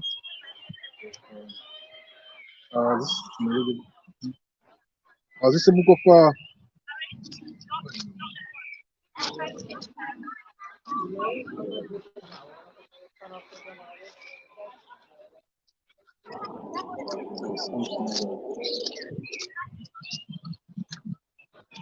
this is the book of Hebrews 13 and 14. For here have we no continuing seat, but we seek one to come. Yep. Hey, this place ain't our rest, man. This is you know, not the kingdom that we're meant to be in, or you know, living in large, man. We're here for our captivity. You know, this ain't a place we're meant to enjoy it. This place is not made for our enjoyment, man. Because just like Lot was vexed with the filthy conversation of the wicked, we're surrounded by the wicked, right? So this place can't be enjoyable to us, man. And you got Jake that trying to be ignorant to shit, but again, they're still not happy. There's something missing in their life that is making them unhappy. Even though they might be a great lovers of music. Like usually when you got a great passion for something, it feels a large part of you, but there's still something missing. Something's missing in their whole life, even though they might be successful musicians or whatever, something's missing in their life that is making them empty. So there's like a source of great pain there. And it's because you ain't doing what you're made to do, really. Like being a singer is like a secondary class that you might be able to do. But the first is to serve the Most High. You know? The Most High might bless you with the type of singing, but your first order is to serve the Heavenly Father, man. That's what you're meant to do first and foremost. You might be a skilled warrior, you might like fighting or whatever the case may be. but it's secondary. You know, most of our people are not fulfilling the first. You know, and that's why we have a big void in our spirit, man, in our lives. You know, why shit just don't go right. So most of the brothers in the truth of the believe the most, you know. I mean, you become vexed. I mean, if you don't do the will of the Heavenly Father. I mean, like during the weekdays, you have to do maybe a video and stuff like that. If you don't do it, you feel like, I mean, something. I mean, it's pushing you. Man. Until you do it, then it should happen. So the point is, I mean, to serve the Heavenly Father is a joy. You know, it's make you free. I mean, make you, I mean, free happy. You know? The only reason why brothers they get down in the spirit or they get complacent or lazy is because of the flesh. Yeah. The flesh is fighting against you all the time. You know, the flesh don't want to do it. You know, the flesh just wants to chillax. You know what I mean? That's what it wants to do. It's not a very good vessel for what we need to do. That's why we're going to be changed, right? And that way we can be right all the time. You know what I'm saying? And do the bidding of the Lord perfectly all the time. You know. But this flesh is holding us back to a large part, you know.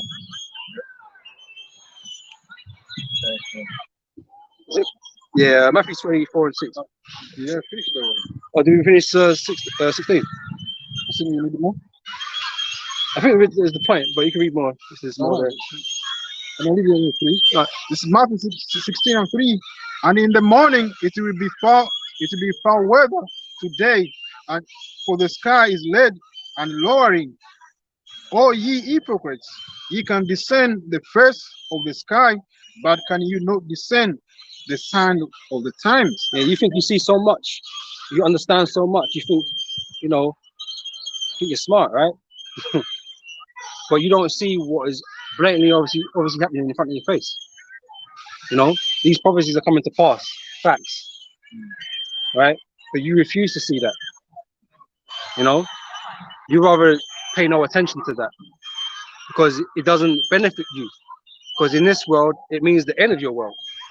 It means you're gonna lose things in this world that you accumulated. You know. Yeah. Yep. 24/6. Oh, you got something else? No, sorry. The man was looking down. Oh, okay. This is the book of Matthew 24 and the 6. And ye shall hear word. The second 4. No, 3. This book of Matthew, St. Matthew 24 and 3. And as he sat upon the Mount of Olives, the disciple came unto him privately, saying, Tell us, when shall these things be? And what shall be the sign of thy coming? Right, so you're being told the signs. Okay, he's asking the Lord about the signs, right? So you want to pay attention to this, that, and that, but you don't want to pay attention to what was given here to know what time, the end of the world was. You know, don't know. Sign of thy coming and of the hand of the word. And Yahushua answered and said unto them, Take heed that no man deceive you.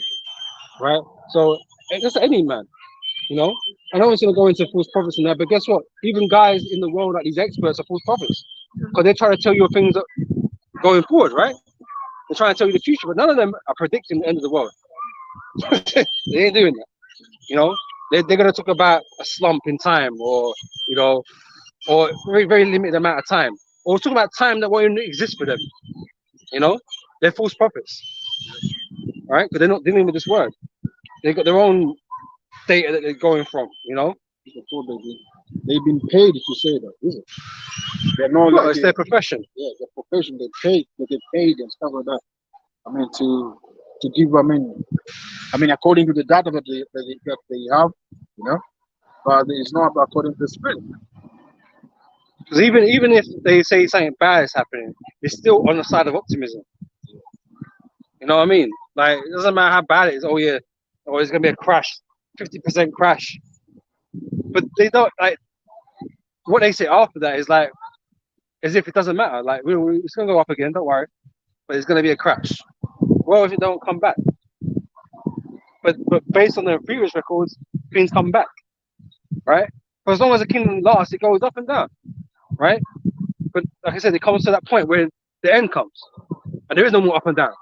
You know what I'm saying? There's no more going up, coming down. You know, prosperity and you know, slumps. There's none of that. No more. That ain't gonna matter no more, because you ain't gonna be around no more. You know, abrupt ends is not a part of like of your cycle. You know, the end of the world is not part of your cycle. You know, because even if World War III was to come, well, you're thinking that afterwards humanity is still going to build and you're going to be in charge. Like there's no end for you. You don't think about the end. Doomsday bunkers. Yeah. I was thinking about the doomsday clock as well. You know, I'm thinking like, if this world's so great, why is there a fucking doomsday clock? You know what I'm saying? Like, it just shows you, man, this place has been fucked, isn't it? But it's like, yeah, man, like they're prophesying falsely because they don't understand. You know.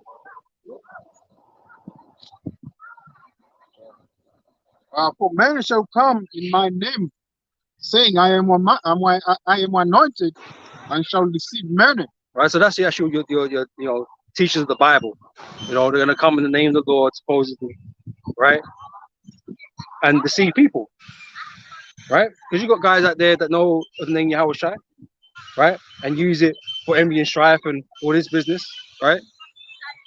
And this is why the elect or the true men of the Lord, you know, it's important that you know who they are through the Spirit, right, through the teachings.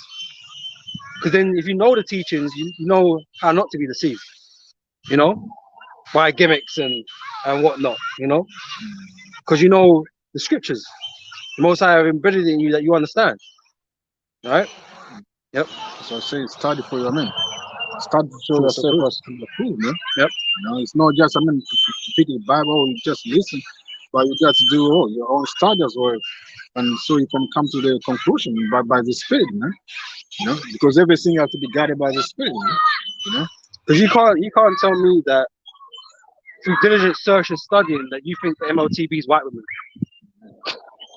There's no way. What study would you do to come to that conclusion? And this is why we're in the know and you're not, or you know but you're lying. You know, because quite evidently it's not white women. That's just it's just stupidity. But if you didn't know, you don't know what's written in it. Your congregation believe those things, right? You're gonna have people that believe those things. But that's not someone that showed diligence in studying. You see what I'm saying? So you could be deceived. You're gonna have false prophets come and deceive you. Right? So you have to know this for yourself and study. You know? And the elders and the apostles have always said that. You know? You're not out here to take each other's word for it, just off the face value of it, man. Go and study. Go and look up what was being spoken about. You see, watch our videos, go and look things up. Right? Study for yourself, right? If you believe it, you believe it. If you don't, you don't. Right? That's up to the Most High, then. You're in the Most High's hands. You know? We know not everybody's going to get it anyway or come to the same conclusion because they're just not meant to. You know, but you have to know what we know what we worship, right? We need to know what we're about and what this truth is, man. Okay, for ourselves first, before you can start teaching others. You know? so I say, my sheep hear my voice, you know? Yep. So it's all about those who are going to receive, man, who have been destined to understand and to receive. Yeah? As goes on, so, and ye shall hear of wars and rumor of wars. Right, so they're part of the signs. So we've got the whole conversation with Russia and Ukraine and all that at the minute. Like, we know that's not the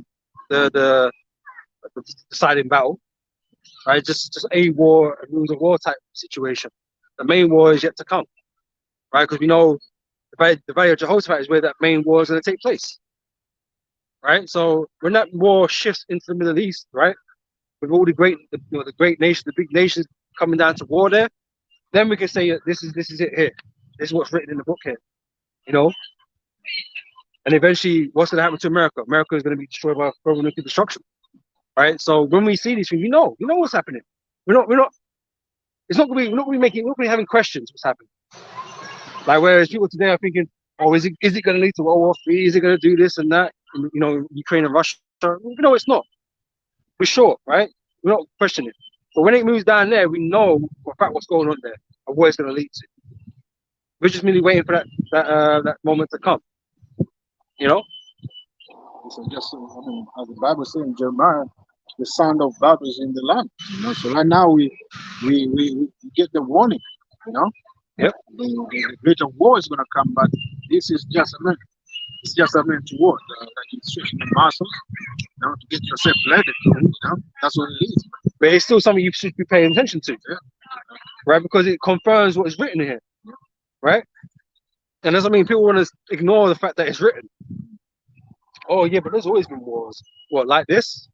In this time that we're living in now, the whole world is in a mess. China and Taiwan as well. They're in the brink of war as well. That's what I'm saying. All these great powers, right?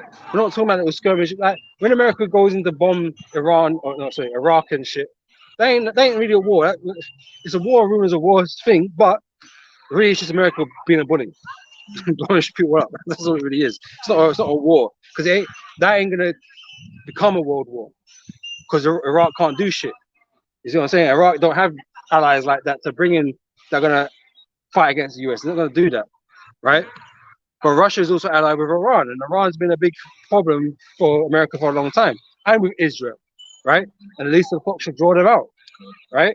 So we know something's gonna happen. And Syria with Russia as well. Syria's with Russia too. We know China's back in Russia too, behind the scenes. Not even behind the scenes anymore, man. They quite openly side with Russia on most things, you know. But something's gonna go on down there that's gonna bring these nations together, and like we just call it the great meat grind of the Lord. All the world's armies are going to be drawn into that place for the Lord's judgment. That's why it's called Jehoshaphat, the valley of the Lord's judgment. Right? Jehoshaphat is Yahweh's judgment. Right? So we know that's what's going to happen. So we know Ukraine and Russia is just one of those things that's happening, but we know the main event is down there. You know? Yeah. It's just a warming up, man. It's a warning, yeah. Something to pay attention to, man. Knowing that we're getting closer. Yeah, and they're warming up, isn't it? Because this is causing more conflict between NATO, the beast, and Russia, right?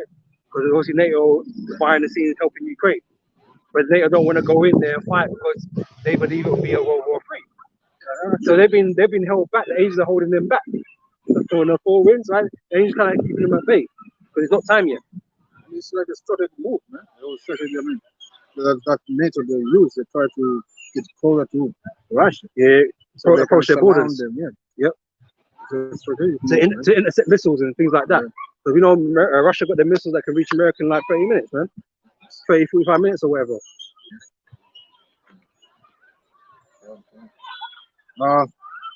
See that he be no trouble, for all the things must come to pass, but the hand is not yet. Right, so again, it's something that's happening on the earth according to what's written here, but it's not the end just yet, man. There's more to come. There's more things to happen, man. Like I said, the MOTB has to be out here as well in its thing. You know, people need to be getting CHIP'd a lot more than what they are currently, because don't act like it's not going on, because it's happening in Sweden and them type of places. People are getting them, right? So don't make it sound like it's not happening. It is going on in the world, man. Okay, we're just waiting for Esau to push it. That's when the people are gonna be make to decide which position they're gonna hold. They're gonna hold, man. Yep. So like I mean, the time of temptation. It's gonna be time of temptation where people are gonna be separated. You know, those who are gonna be with the Lord and those who are gonna be with Esau. With Esau. And we understand the hand of Esau is destruction. So if you join hand with Esau, you're gonna be destroyed. And how are you gonna join hand? By taking that technology, man. That's why it's important you know what it is. Yeah.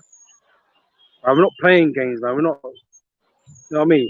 Through diligent study, beginning with elders and apostles, you disclose what that is to you. You know? Going through it many times. Brothers, that's like, you know, probably one of the main topics we ever go into. And now it's even more open, actually. Even the media, they discuss, you know, they talk about the technology, the RFID microchip, man. You know, the way of war, the way the systems are gonna learn in near future, man. Yep. That's all they speak about. You got Elon playing with brain chips and all this business, right? Yeah. So don't think it's not something that can't happen or it sounds outlandish, because it obviously ain't. We're already in that time where it exists. Mm-hmm.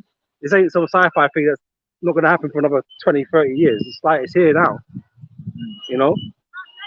But again, either people are getting paid to lie, or the Most High's really got you in the dark, man. Like real bad in the dark. This is the book of Habakkuk 2:1. I'm start from 1. I will stand upon my watch and set me upon the tower. And that's what we do. We stand on the watch, looking the new, the event, the current events that are going on the earth, you know, this war and loom of wars, you know, the technology, the way it advanced, you know. So we understand through that technology, they're going to use it to what? To control people and to be what? To put that technology under the skin of the people so they can use it as what? The way of life in this year to come, man. You know? That's why they got these meetings in Davos right now. Yeah. Actually, it might have been finished now. It's for a week, isn't it? I think it started last week. So it might even be finished now. But that's what they've been discussing. The World Economic Forum is discussing what the war is going to be doing. Right? How they're going to get these things in place. You know? Obviously, the system's going to change. That's the whole point. Resetting, right? That's the whole point, is to change. And you don't understand what the change is yet. You ain't going to understand it until, you know, they're really pushing it on you. But we've known ahead of time what the change is. Now they don't do any, secret anymore, man. Before they used to go in them what they call it, Bilderberg. They have Bilderberg meetings in secret. But right now they do it in open, man. And they probably still do a Bilderberg meeting. They probably still do more things in secret. I believe they say like in this year they're not gonna do it. I heard that too. I heard that too. So if they're not gonna do it, they do it open, man. But you think these elite ain't meeting up in secret anyway. You know, you're confused, isn't it? But you know, whether they call it a Bilderberg meeting or whether they call it the WEF, it doesn't matter. It's the same kind of shit. It doesn't matter what they call it. You know, whether they call themselves the Illuminati, whether they call themselves something, it doesn't really matter what they go by. You know, the purpose is the same. Right? These meetings are always going on, always in communication with one another. You know, pushing the agenda. The agenda must be fulfilled, man. That's right. Which is a fulfillment of the prophecy, actually. You know. That's right. Most High's got them moving swiftly, man. Yeah. Revelation 12 and 12, they've got moving swiftly right now, man, because they know time's running short. They know the Lord is about to make an appearance soon, man. They want this lockdown. They think they can win somehow. You know, yeah, they lost their mind. You know. Is that it? For nation shall rise against nation. Yep. So nations will rise against nation, right? Even internally, people are rising up against each other, right? But the nations, then everyone's relationships are a bit funny, a bit dodgy, man. Europe and America are not as close as they were. The European nations are not as close as they were. They're all being divided by the Russia-Ukraine thing. Man didn't want to do the rubles, but now they're doing the rubles. America saying, no, don't do that. So what America going to do? They're going to put sanctions on the European nations? Yeah. They threatened them before. You know what I'm saying? So relationships are getting strained, you know, and a kingdom divided against itself cannot stand. Right? It's something that's been going on, man, and creating these deeper divides over these years, man. Eventually, the whole thing is gonna become fragmented because the prophecy in Daniel speaks about the toes, or the iron and the clay toes, how they didn't cleave together. Right? They're not one. They're divided. You know, and it's evident.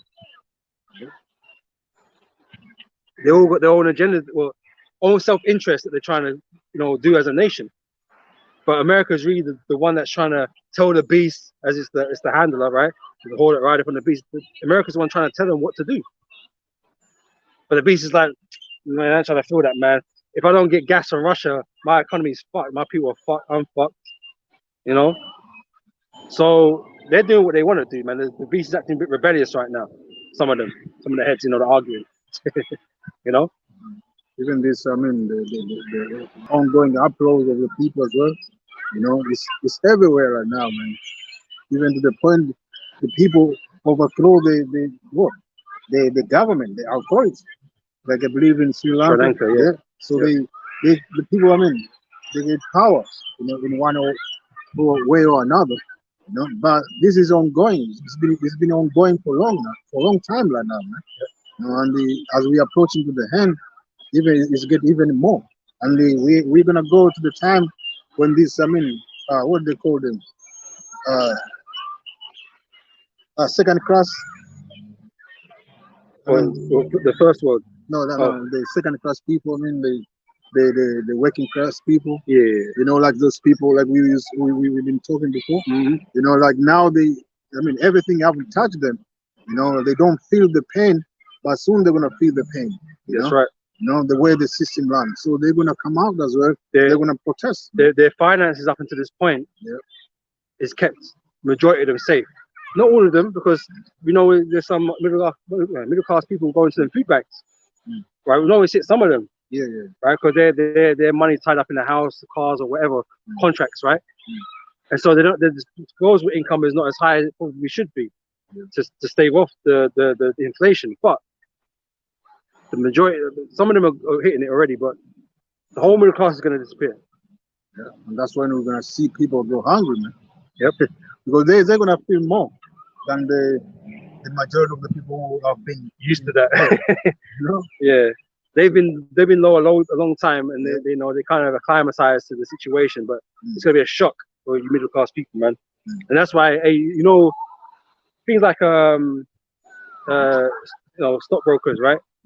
When they lose, man, they lose big, and a lot of them commit suicide because they can't handle what's happened, right? It's gonna be a shock to the system for the middle class that have been alright for a long time, right? Because you ain't gonna know how to be, right? And you just think everything's over. A lot of you mentally gonna break. Yeah, we're gonna see your cars being taken, your house is being taken in front of you, your children just looking, you know. That's why they're gonna lose. They're gonna go. But that's why I said, man, everybody on the earth that don't believe in these scriptures is a loser, right? I know you can laugh at us now because you know we're the bummites and all this bullshit, right?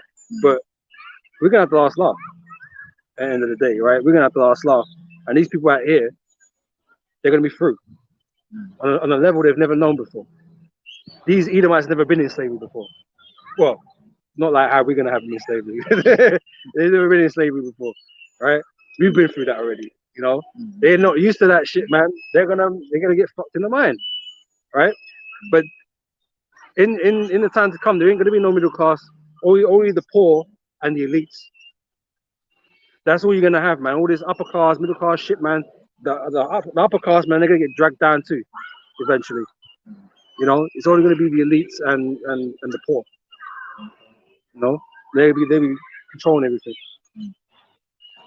For nation shall rise against nation, and kingdoms against kingdom, against kingdom, and there shall be famine and pestilence. And pestilences. What have we experienced in the last few years now? Pestilences, right? And from the back of that, famines now. And this war, famines. It's creating a real problem in the world in terms of food security, right? And I know, you know, Europeans, you look at these other poorer nations and think, oh yeah, that's something that goes on in there. And you don't think it could happen here, but it's going to happen here, man, for sure. It's already happening, right? The food prices going up, that's already one problem. But the fact that you might not be able to get access to food, that's another issue. You know? You know, a lot of you Edomites, you eat cereal in the morning, man. You know? I say I eat cereal in the morning, so I'm not gonna say I don't, but you're gonna find yourself like you ain't gonna get your Kellogg's cornflakes. That's what I'm saying. You know, you're gonna get your Kellogg's cornflakes no more, man. And shit like that. And you're just gonna be like, shit, like my whole life's changing. my start of the day is over. I've got to change the start of my day and everything. It's messed up. But yeah, you're gonna start noticing a lot of things, man. Because it's not only just, you know, cornflakes and stuff. All these wheats and these, you know, these different commodities, right? They're using a lot of as ingredients to a lot of things, right? Things you wouldn't even think about. Like you didn't even know that was in there. But because it's not in there, they can't make the product. As I say, Ukraine is supposed to be the breadbasket of Europe, right? For the wheat and all that kind of business, right? So you're gonna find a lot of things just disappearing after a while. And they said they already had what? They say 10 weeks. There was an article already. I don't know if it's 10 days or 10 weeks, or something like that. It might be 10 weeks. 10 days sounds a bit short. I think it was 10 weeks. Supply. Is it 10 days? Is it 10 weeks?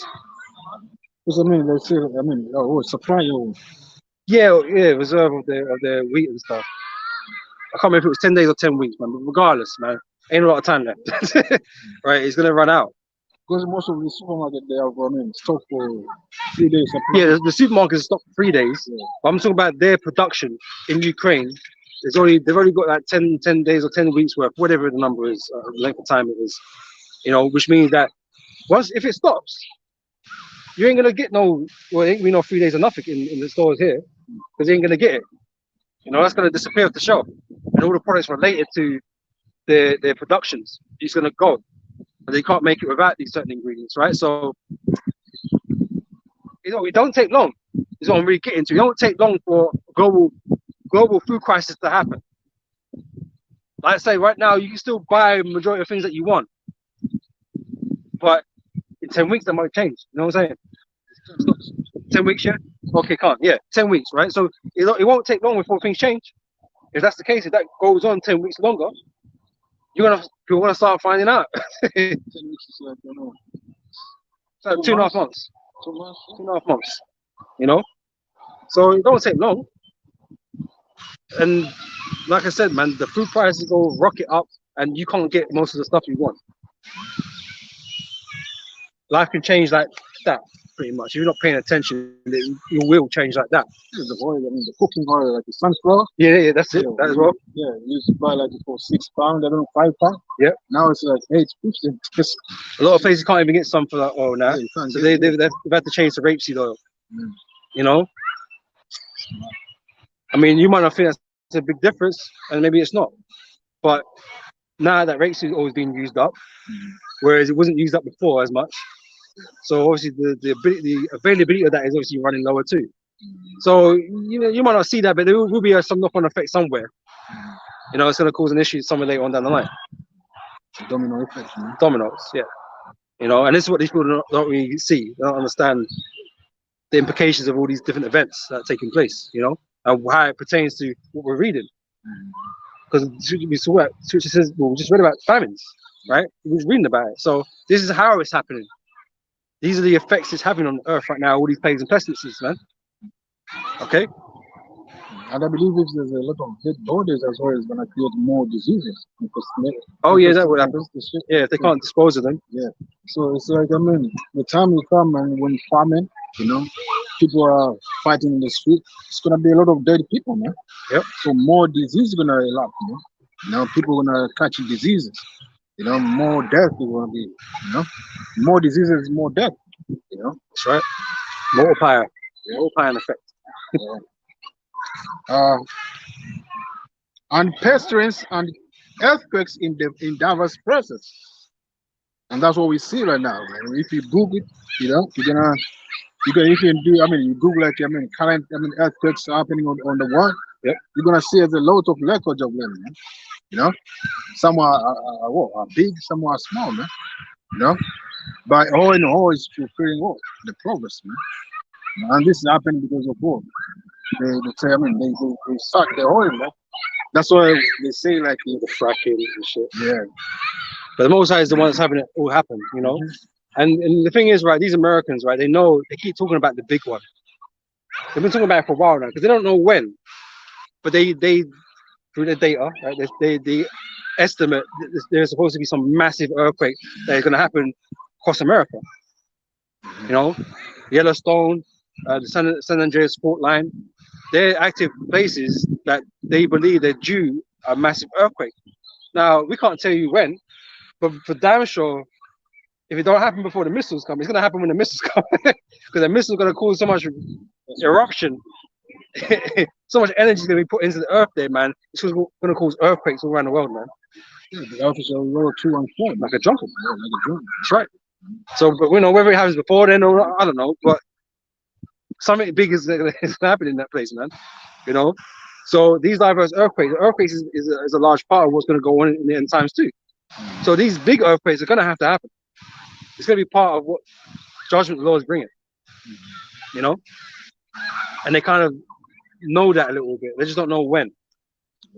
So they can't pinpoint it because they don't understand geology like that. to that, to perfection. They don't, because it's the Most High. Even if it's a trouble to stop it, they can't stop it. Can't stop it. So there's gonna be great earthquakes. And look, this picture speaks about a great earthquake, right? We know the missiles are gonna drop. We know the earth's gonna shake like crazy. Because there's gonna be tremors, man. There's gonna be all kinds of mad shifts in the Earth's crust. There's all kinds of shit going on, man. And everywhere's gonna feel it.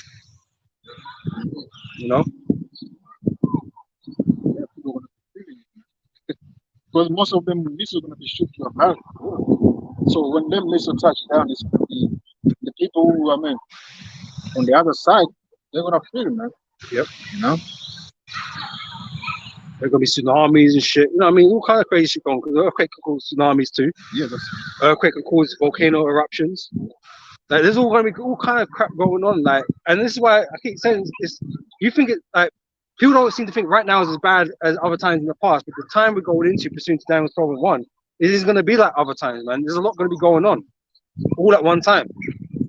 You go into Genesis, the time of Noah, Messiah just flooded. Yeah? People die because they drown.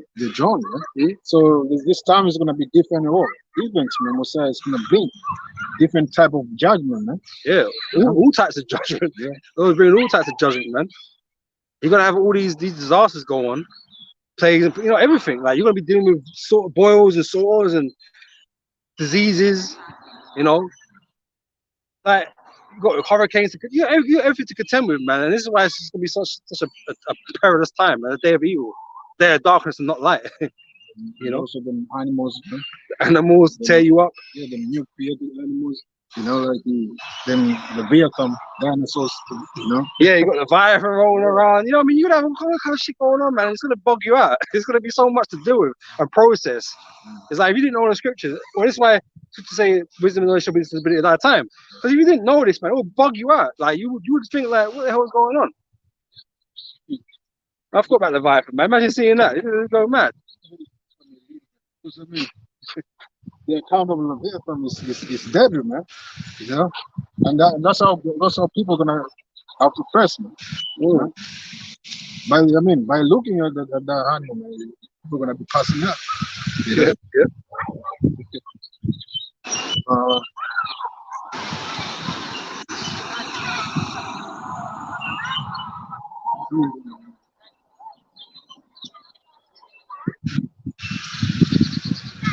Yeah, this is the book of Job 41:1. Canst thou draw out Leviathan with an hook or his tongue? That's Godzilla for you lamos out there that don't know the scriptures. Leviathan is essentially what you see in the movies as Godzilla. This fire breathing, lizard type creature. Yep. His tongue with a cord which thou lettest down. Can thou put an hook into his nose, or bore his jaw through with a thorn? Yeah, can you fish him? Can you fish him out the water? No, you can't. Will he make supplication unto thee? Will he speak soft words unto thee? There's a reason why he's called the King of Monsters. He's a monster. The last of Messiah, man. Yeah, he's a monster, man. He coming to have a discussion with you, and no, he coming to do some damage, man. Yeah. Will he make covenants with thee? He's gonna do deals with you. You're gonna bribe him or something, or you're gonna make some sort of agreement. Lost funny, man. Most side's funny. Yeah. Right, he's mocking you. Yeah. Most side's mocking you. Like, basically when the Leviathan comes, what are you gonna do? Because you're gonna make an agreement with him. You're gonna stop him. How are you gonna do that? Most side's funny, man. Oh man, yeah. Will thou take him for a servant forever? Will thou pray with him, either with the bed, or will thou bind him for thy maiden? Shall the companions make banquet of him? Shall they part him among the merchants? Yeah, you're gonna sell his scales off to merchants to sell, and you're gonna do that. You're gonna sell his meat. No, you ain't doing none of that, man. I jump down to 10. Say, none is so fierce than that dares. None is so fierce that dare steal him up, who then is able to stand before me? Yeah, Leviathan is created as a monster that you don't want to meet really. You know, he ain't here.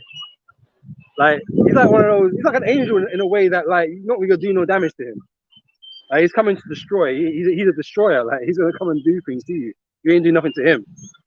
You know, it should just be like he play with ships like toys or something like that. You know, like all your military might ain't gonna do nothing to him.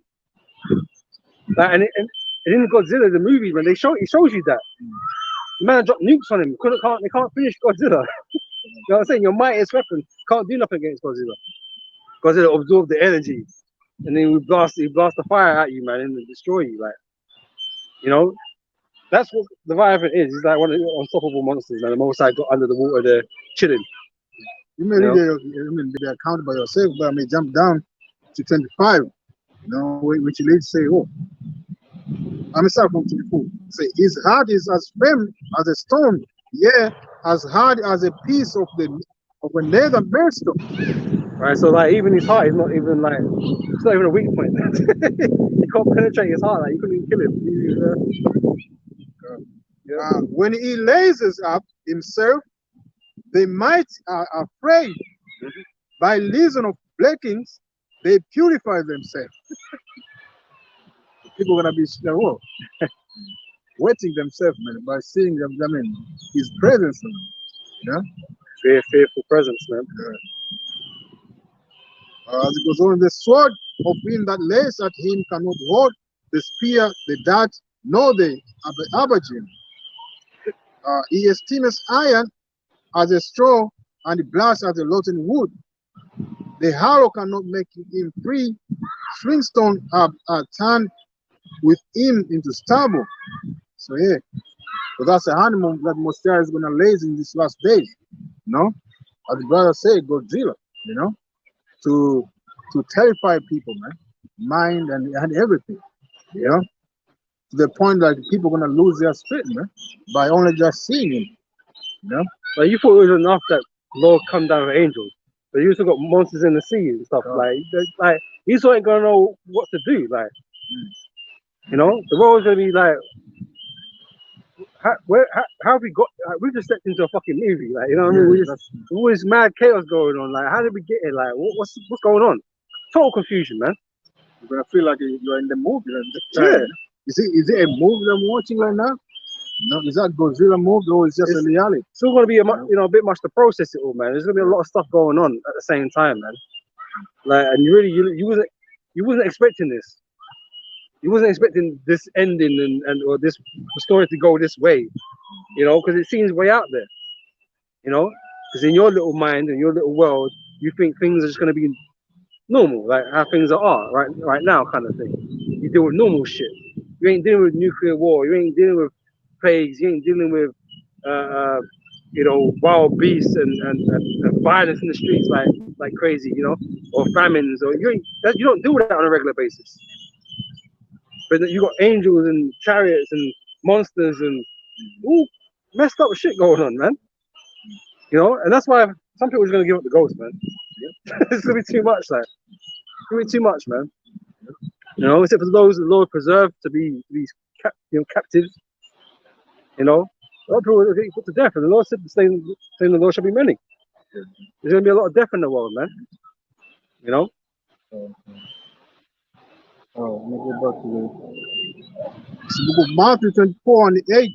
All these are the beginning of sorrow. So technically, we're still in the beginning phases of all this, man. These are all things that are supposed to be happening, but at the same time, it's not the end yet. Because the end comes with the missiles and destruction of America, the end of the beast. The end of the harlot on the beast, but the end of the beast too, because they were going to get destroyed anyway. You know, that's the end point, because Yahweh shall going to return and end it all, right? But these things that we're watching for, the signs, is part of the beginning of that, right? But technically, we've been in the beginning since the Lord returned back to the spirit world. You know, beginning of the end. You know, so we've been in that phase for that length of time. Okay, but we're just getting closer to the end, like the end. You know, Yeah, actually, the people who were looting in that time, the same people are looting now, man. They're back. Yeah, they're back here, man. Right. So we're in the same stage, man. You know? Yep. But because if the law is bad, because he knows that men are complacent, like because it's been such a long time since the Lord returned back to Heavenly Father, right? They put it off, like it's never going to happen, because men, they're not patient really. They're complacent, so they just say, oh, well, look, it said this and it's not happened yet, so maybe it's never going to happen, and then they just get on with their lives and do whatever they're doing, man. And then in this mindset that it will just keep going on and going on and going on. You keep putting off the day, but that day has to come at some point. And we're here to tell you that it's nigh. You know. This is the book of 2 Peter 3:3. Knowing this first, that there shall come in the last days scoffers, walking after their own lust, After their own lust, after their own mind, after their own heart. Yeah. and saying, where is the promise of his coming? For since the fathers fell asleep, all things continue as they were from the beginning. So automatically, because it hasn't happened yet in their time or whatever, that means it's never going to happen. That's their reasoning. Right? But we know that's not how things work. Because you mentioned Noah earlier, right? Same thing. Noah was out there, prophesying for 100 years, right?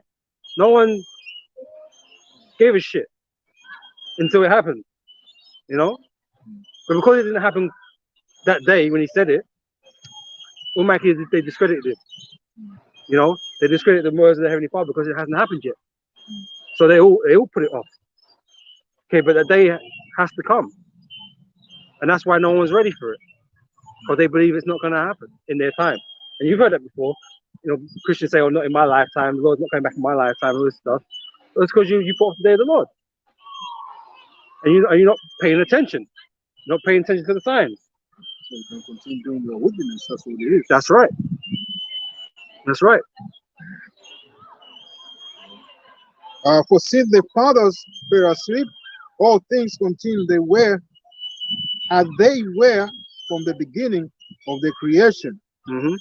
For this they willingly are ignorant of, that by the word of Most High heaven were of old, and the earth standing out of the water and in the water, whereby the word that then was being overflown with water perished.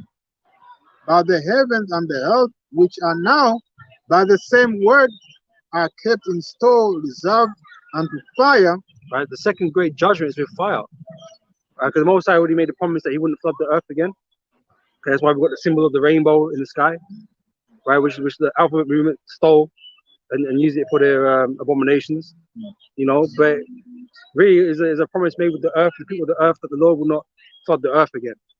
Okay, He's been true to His word, right? He never said He wouldn't bring a different type of judgment, but He said He wouldn't flood the earth again. All right, so this time it's going to be with fire, and that's why the Most High has had Him, make these missiles, right?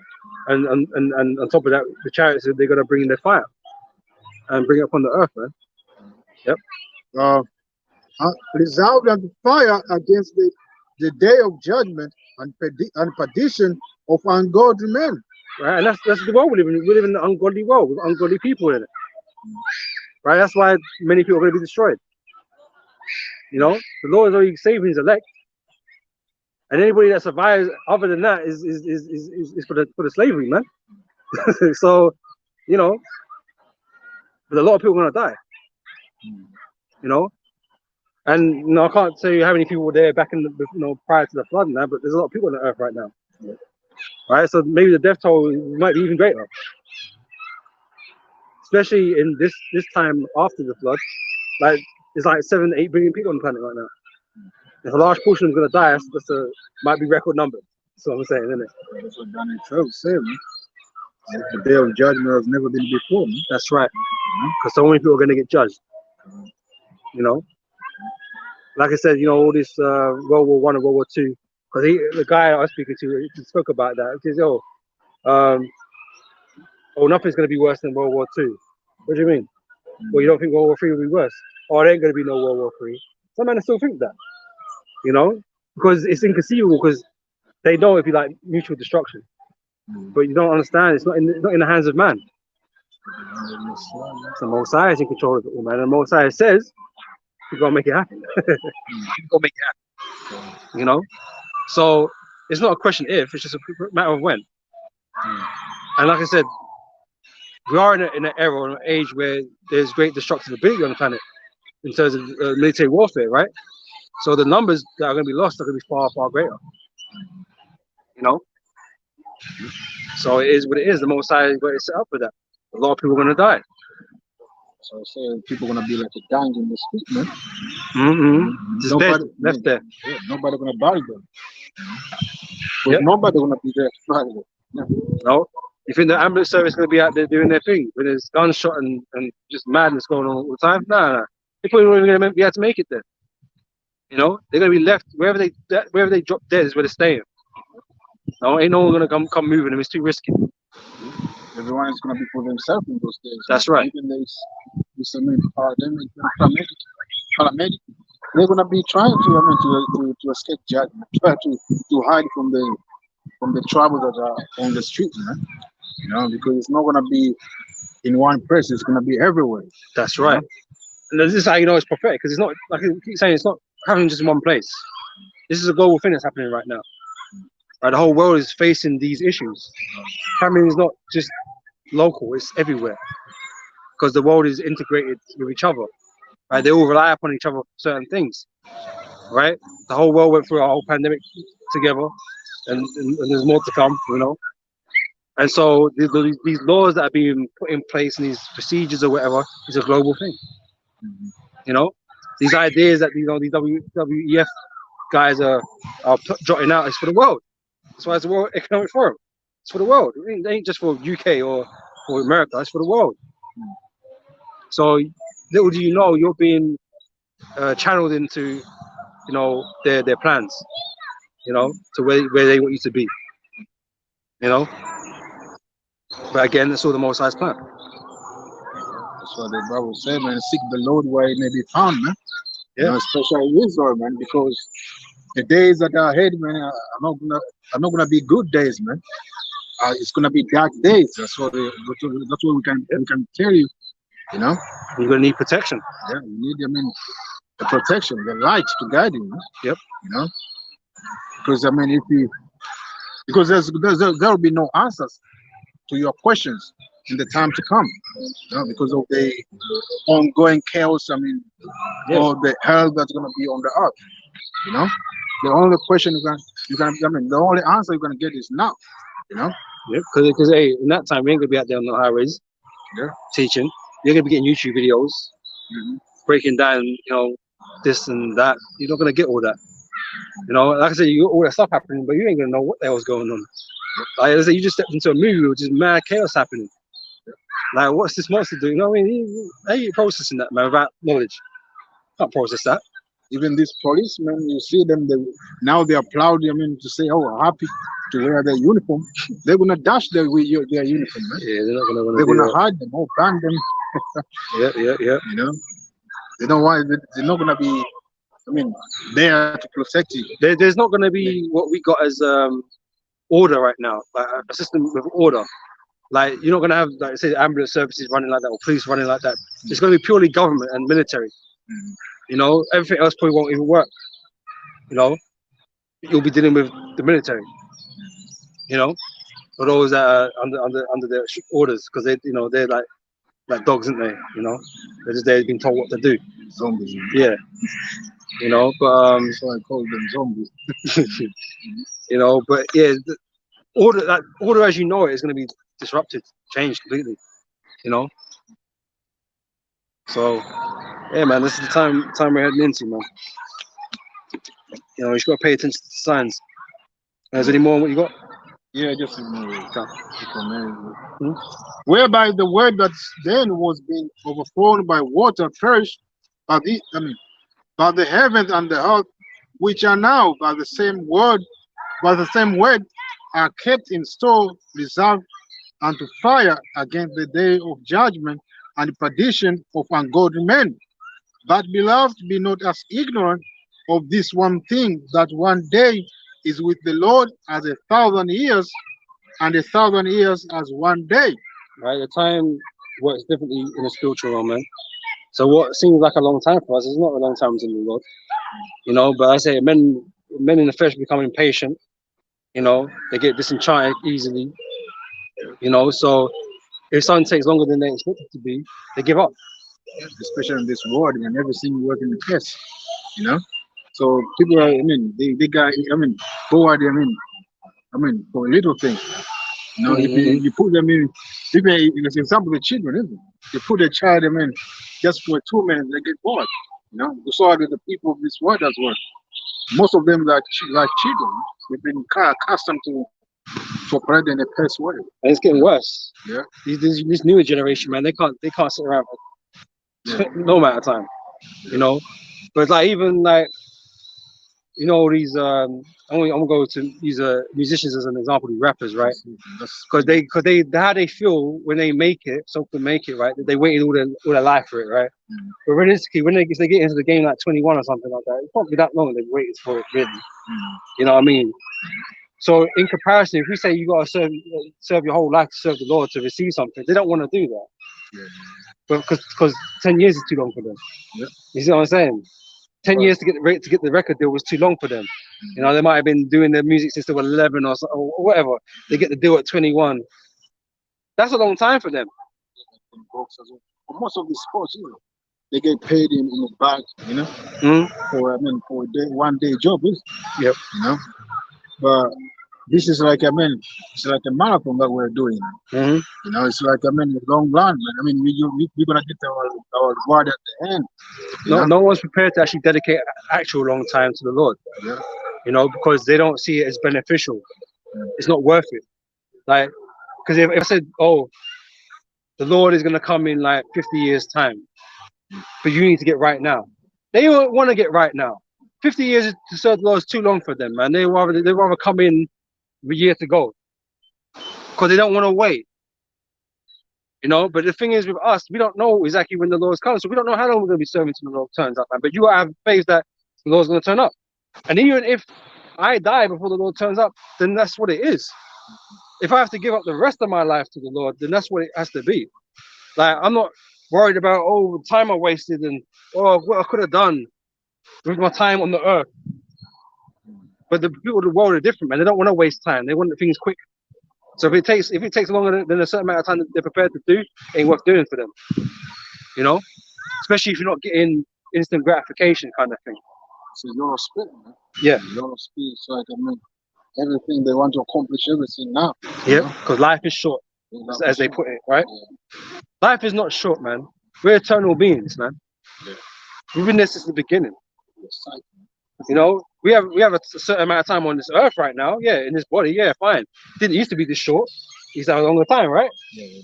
But we're eternal beings, man. We live way beyond the flesh. We live, just in a different state. Our life is not end here, man. No, it's continuous, man. That's right. So our life is more than the flesh. But people don't see it that way. But then, I feel we're about to understand these things, man. When the Lord turns up and they come back in their right mind after they're destroyed, they're gonna understand these types of things. And we're gonna have an eternity to do everything, man. We're not in a rush to do nothing. Don't need to rush. Plenty of time to do everything. Plenty of time to do everything, man. Not like now you can do some things, isn't it? Depending on what money you got, like get health and different types of parameters. But in the kingdom, you actually have time to do everything. Like in the time in the past, just an example. Okay, a man, he become a man around, the age of probably 400. Yeah, you know what I'm saying? Some craziness here. Imagine that, you're 300 years old, you're still considered a youth. Yeah. You know what I'm saying? Like, there's a big man talk, you have to go over there. Man's 300 years old though, man. Like, what the hell? His dad's like 500 years old or something. Like, it's like, come on, man. But yeah. Everything is in the past, man. Yeah. You want to get everything now, so because your time is running out, man. Yep. You fear for the end. Thinking that it's the end when it's not. you'll have another go. Don't worry. You know. Uh, the Lord is not slack concerning his promise, as some men count slackness, but is long suffering to us what? Not willing that any should perish, but but that all should come to repentance. Right. There's a time scale the Most High does have. We're just not privy to it, right? And the signs is what we get indications from. But the Most High had a plan from the very beginning, right? And so certain events have to take place on Earth. These prophecies have to come to pass in chronological order, right? So something can't happen before this has happened. So there's a process of things, of how things are, right? Part of it is the elect have to be all sealed, right, before the destruction can come. You know, we believe they're here. You know, it's just a matter of being awoke. You know, but once that takes place, then the Lord's open to send the destruction. The angels that are holding the four winds of heaven, they can release that, and the destruction can ensue. You know, but it can't happen before the MOTB. It can't happen before the scene of the elect. Okay, which is going to come after the fact of the MOTB, because that'll be when you're tested, right? You have to pass the test, right? You have to pass the test, right? So you're going to be tempted, and those that pass the test are sealed, isn't it? Because they passed the test. You got the stamp of approval, right? And they're going to be delivered. So every Israelite that's in this truth, man, has to pass the test first. You know, let's say we elect it here, but until we get to that end, we don't know who that is, isn't it? For definite. So I say, either the endure to the end, the same shall be saved. That's right. So once we pass that test, we know the Lord can send the destruction and sweep away this place like the besom of destruction, just sweep it up, man. You know, and then this ordeal will be finally over. You know, we will be changed. These will be put in slavery. The rest of this heathen will be put in slavery. All the kingdoms are going to be bust up and broken down. You know, and we can actually start setting things all right. You know, with our Lord Yahweh Shai. So that's deep, man. As you say, man. Until the end, that's when we're gonna know who is elect, man. You know. So it's not how you how I mean, the time you came in or the time. I mean, you receive the truth. It's about how to endure, man. That's right. You know? And the endurance is a long suffering, man. You know, you have to go through suffering so you can be Mosaic and trusted.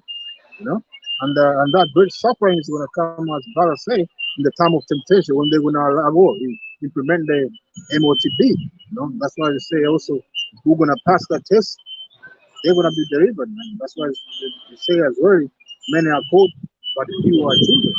You know, so we've been called as a nation, yes, but there's few. Because it's going to be like, because the Lord's always doing sifting, right? We always see that, right? But that MOTB moment is going to be our temptation is going to be that last piece of sifting. You know, we're going to get some of these Israelites out, man, that not really down with the Lord. You know, but the ones that remain are going to be those that get delivered, obviously. You know, that's why I say work for your own salvation. It's long time, man. It's fear and trembling, man. Yep. Because you don't know what the end, man. You know. So I mean, the most important thing, you know, in this truth, man, is to enjoy it. Yep. You know, and do the best that you can in it, man. You know, there's no point. Like we know there's been you know, so-called elders and that have been in the past, right? That fell out. You know, what's his name, man? I forget some of the names of the, you know, the apostles were around back at school and that kind of stuff. So guys that were teaching for years, right? But they're not teaching no more. But they can't just come back. They left the plow, right? They left. They didn't show faith or endurance. You know what I'm saying? You have to have that endurance, man. You have to survive until the end of it. You know? So, you know, they got the saying in the world, it's not how you start the race, but how you finish it. You know, because hey, we fuck up along the way. You know, we're not perfect. So, but you have to endure all those things that come upon you, man. That the Lord put you through. You know? So it's a game of endurance, man. You know? But there's multiple things you need to learn to help you endure. Being humble has been one of them. There's lots of many facets to. The more you incorporate the scriptures into your life, the better you can enjoy these things. You know, a lot of guys forget those you know, what they might think are small things. But humility is one of those major ones, man. You know.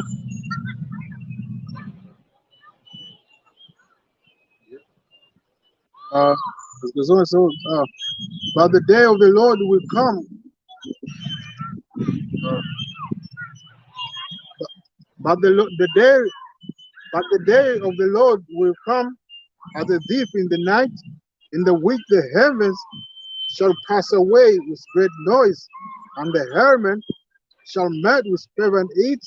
The earth also and the works that therein shall be burned up. Seeing then that all these things shall be dissolved, what manner of person ought ye to be in all conversation and godliness? Right. So if your mind ain't right, like if you know it's about to take place, you ain't thinking about what I'm gonna do in 20 years. You ain't thinking about what I'm gonna build. You ain't thinking about what I'm gonna accomplish. Because ultimately we're not gonna accomplish anything here. It's all gonna be taken away. So if you're of the mindset that I'm gonna continue to do things, I'm gonna keep continuing and continuing and continuing because you believe this world is gonna continue, that's not godly conversation. That's not holy conversation, man, because we know the Most High wants to destroy this place. Right? So again, back to the guys I was speaking about, they think that their lives are going to continue some way, that they're going to continue to progress and accumulate more, or become greater in some sense, But that's not the future that's in front of us. It's not the future that's staring at us right now, man. That's an impossibility to us, man.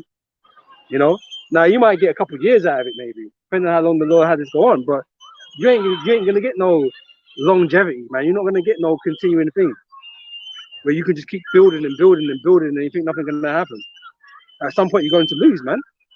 You're gonna lose it all, right? So it's futile to think that you want to continue the way you've always continued, man.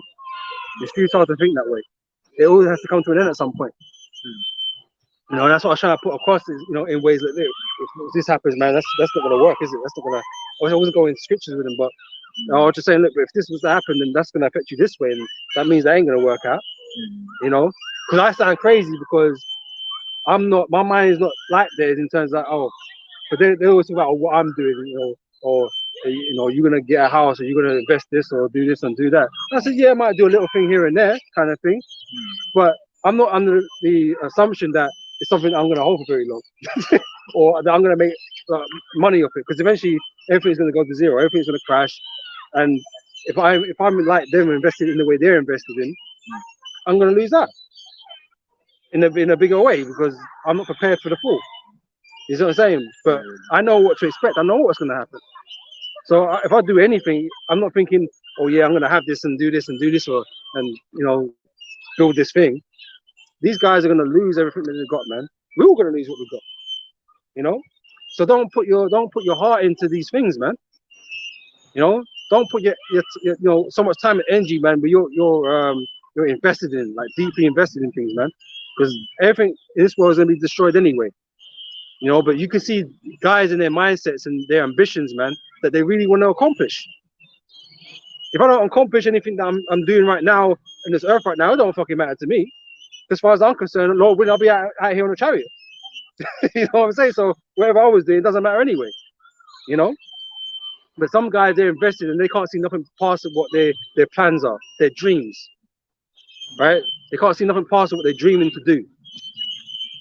Right? They don't think the Lord's gonna come and smash their whole life up, man. They don't think that way. You know what I'm saying? Yeah. This is the book of 2nd Ezra 16 and 40.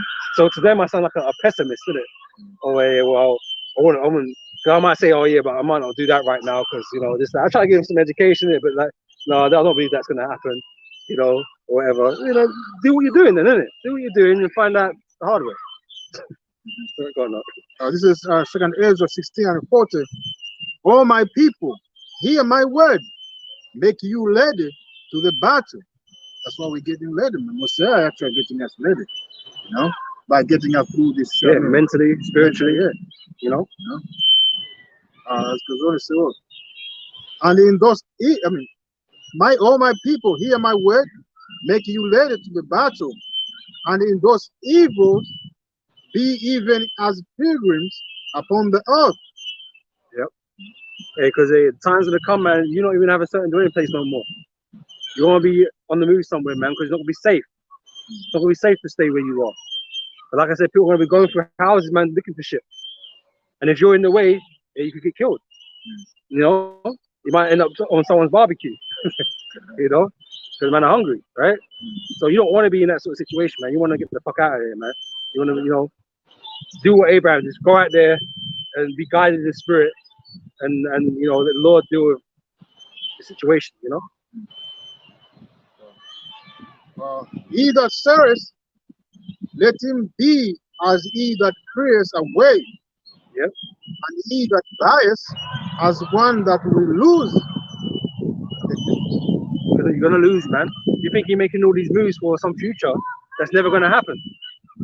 It's not gonna materialize, man. If you ain't able to achieve it soon, it ain't worth doing. There's no point planning 20 years ahead. Or what I'm gonna do in 20 years, where I'm gonna be at in 20 years. That ain't gonna happen, man. Lord willing, it ain't happening. I'm gonna put it that way. The way things are moving right now, it's not foreseeable that it could even go on 20 years. And I really pray that the Lord come well before that.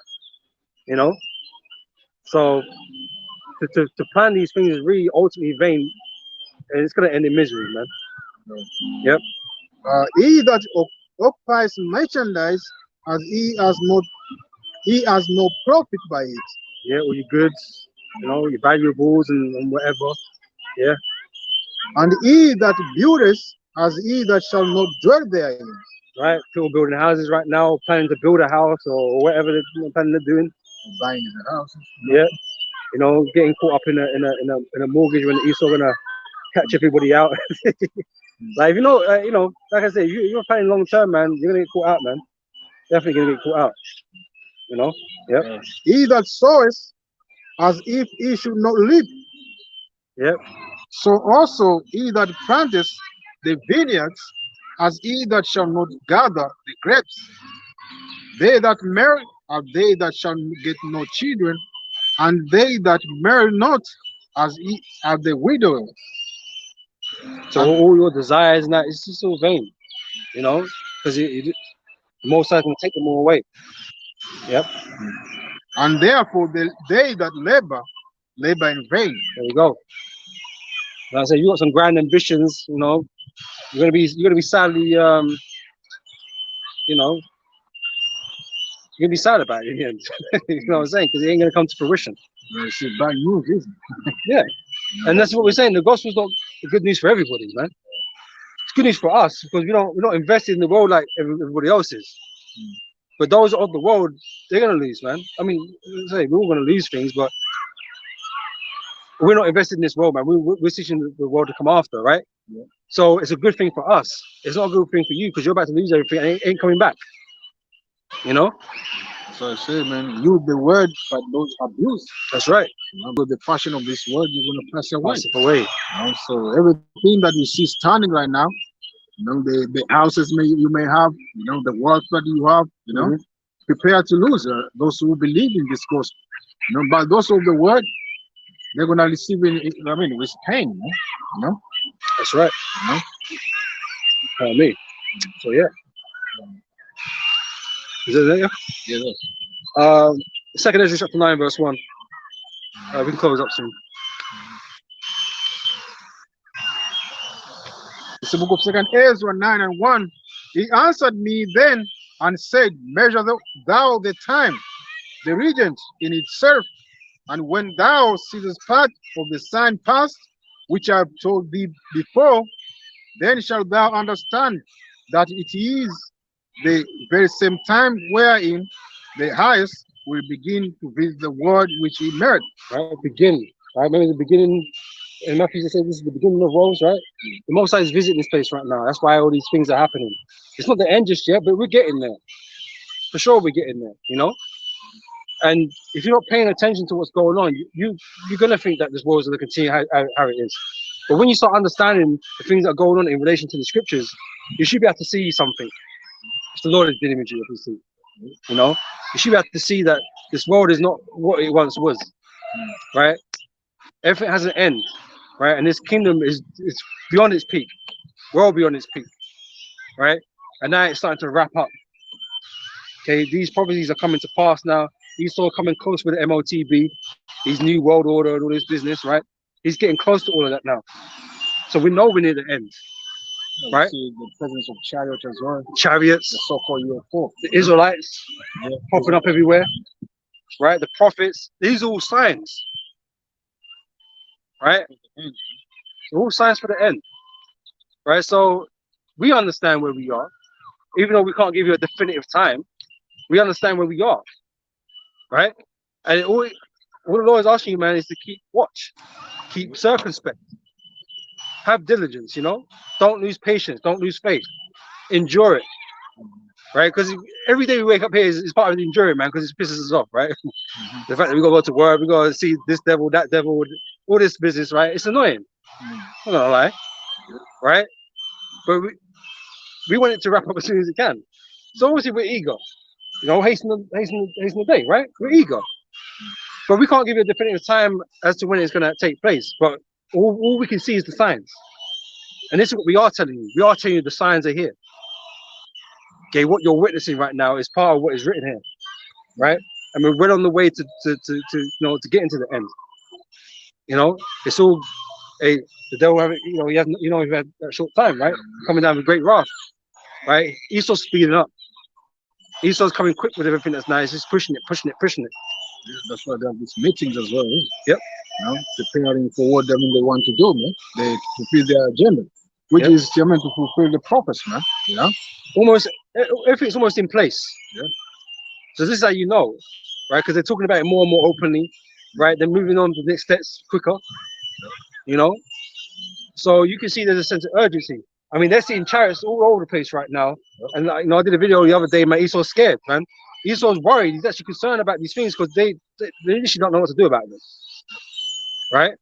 And even though they're having like a formal meeting or a discussion about it, their eyes gave it away. They were concerned about these things that they're witnessing, and they're asking questions like, "Oh, what are you doing about this? What are you doing about that?" And none of them really got answers. You know, I know they probably keep some of it to when the TV's not on, so it's not being broadcast no more. But it's like there's legit concern, you know, with what they're seeing. You know, there's the so-called unexplained, the UFOs, right? Unidentified flying objects or UAPs or whatever they want to call them these days, right? They're actually concerned. Whereas for us, it's not a concern to us because we know exactly what they are. Yeah, that's what I say. Don't be dismayed, man, with the summon of the sign over heaven, man, where the heathen are dismayed, man. Just That's right. Paraphrase, you know. That's how this, as the brother said, the officials or the people on the eye seat of this world, they are scared, man. You know, they are scared of the events that are happening in the sky, man. Yeah. You know, the presence of chariot, the vehicle of the Heavenly Father. Yep. You know, which is this word they say on the word. I mean, the word they call them UFO. You know. But those are vehicles, man. The angels of the Heavenly Father are in those vehicles, man. That's right. You know. So, but you know, Esau, like I said, he's seeing this and he wants to hurry up too. Right? He's trying to work as fast as he can too. That's why they have the space programs, you know, that they have over there. They want to invest even more, you know, especially America. You know? Yeah, invest in something they didn't know or was trying to deny for a long time. And now they want to invest in it, which they've always been out there doing shit. But you know, yes, things are changing, things are moving quicker, definitely.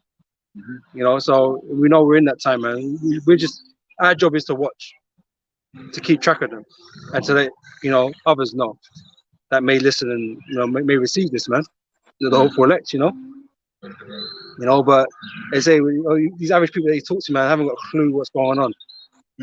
They can't piece together nothing. They can only see what concerns them immediately right now in their own little bubble. You know, but they can't see the greater picture. They don't see how it all connects. You know, so they're in the dark. Really.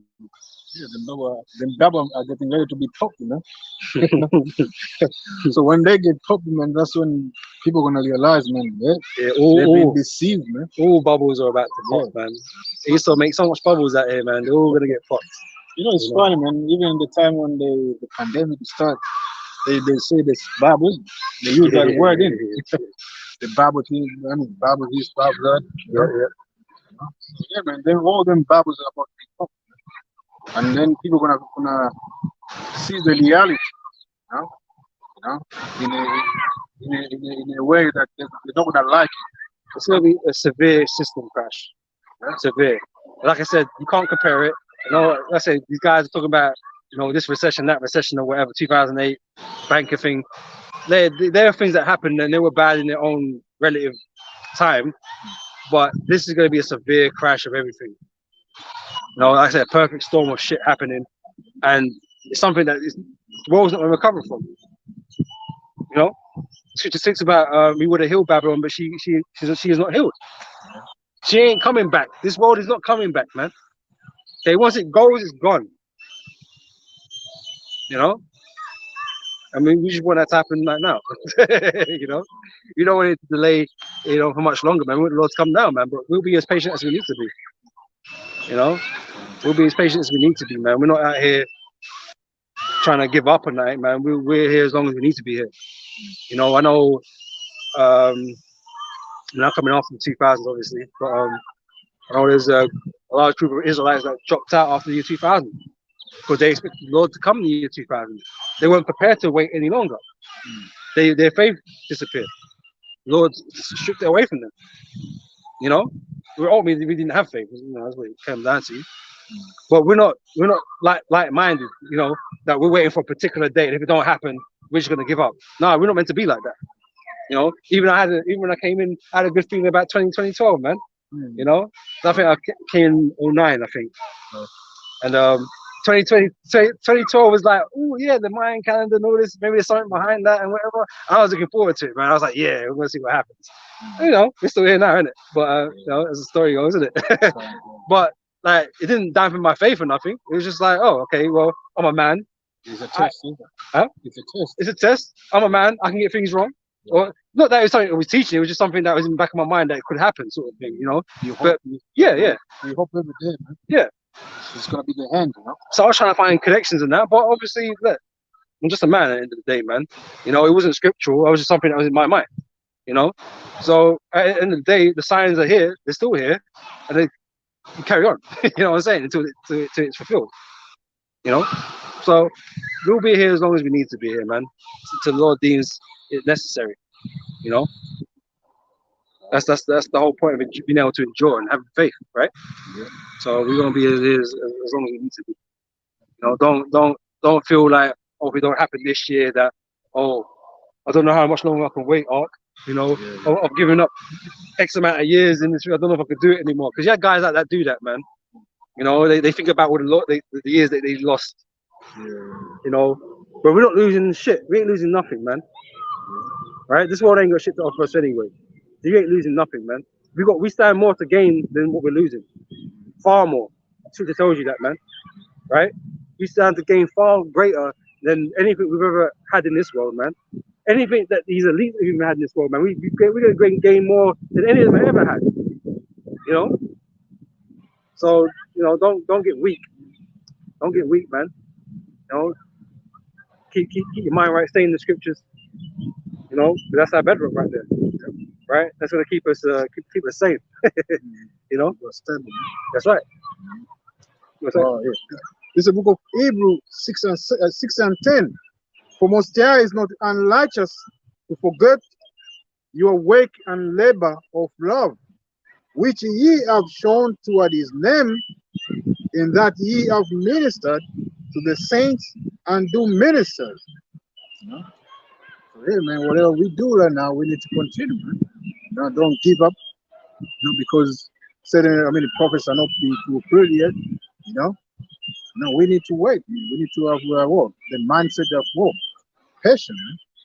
We have to have the long suffering, man. Like Mostia, he's been long suffering for us. He's been patient for us, man. Imagine if the Lord gave up on us, man. Because we was being wicked too much, man. It was taking long for us to get right. You know, Lord just gave up on us, man. He didn't, right? We got to return that favor, man. You know, there's a point there. I mean, he sent his beloved son, man. Yep. Not to die on the cross for our sin. You know? And that's love. So we need to have the same love toward him. And we know we can't have it in the fullness that he have, but we have to keep that, you know, in that vibration. You know? Yeah, we owe so much, man. Yeah. You know. So this is just, you know, our payback for that. You know, we're doing what we can, and we're going to enjoy what we need to enjoy, man. Because we're not really worthy, you know, considering what we've done, you know, in times past, in the earth and now, you know. But the Lord deems it to be, you know, to have mercy upon us anyway, man, to show His love upon us, man. So we need to kind of pay that back as full as we can, you know. I mean, like I said, the prophecies, we can see them. They're developing. You know, the MLTB, like I said, all these things are happening. It's not that they're not happening. It's not that we can't see them no more. But there was a time where the elders and apostles were teaching, man, that the MLTB weren't out there like that. You know, that's why their demonstration of faith is greater than our own. They've been doing it a lot longer. They were doing it with us when it wasn't so many times, you know. But we're at a time now. Almost everything you can see, pretty much almost everything. Everything's laid out on the table. It's like, oh yeah, that's happening over there, or that's happening there, that's happening over there, and all it's waiting is for it to come together, and we're there. Yeah. You see what I'm saying? So now it's like the worst time you could even think about dropping out, man. It's there, it's all there, ready to happen. You know? The cycle is about to meet, man. You know? And when it meets, that's it, man. It's gonna be the end of this system, man. It's a collapse. I mean, the system is gonna collapse, man. I mean, fall down, I may say. You know? That's right. So we need to continue, man, to do the labor of love, man. You know?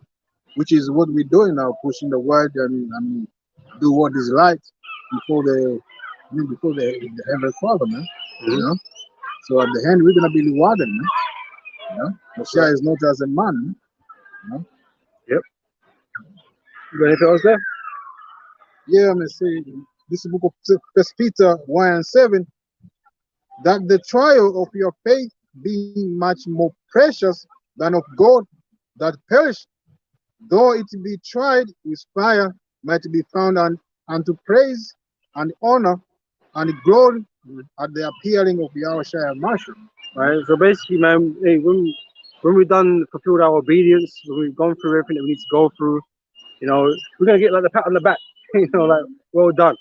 You know, this is what I got for you for your service. You know, because remember we're inheritors with Yahushua. Because Yahushua has already gained all things already, right? It's His kingdom after all, right? So He's gained everything, right? But we're sharing in that. Lord's going to share that with us, man. So we're going to be blessed beyond measure, you know? And we're going to have high rank within the kingdom of Israel, you know? High status in the kingdom of Israel. Okay, well, that's not going to be the case for all Israelites because not all Israelites did the service, you know? So the reward is different.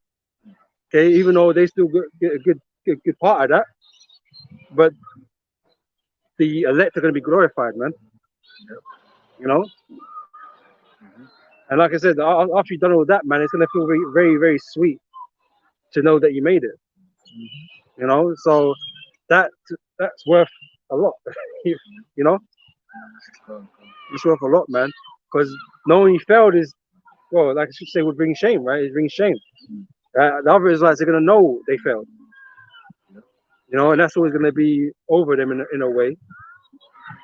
You know, but for those that succeeded, man, that's a very sweet victory, man. Same, man. Either lose or gain. We're losing right now. We seem to be losing, you know.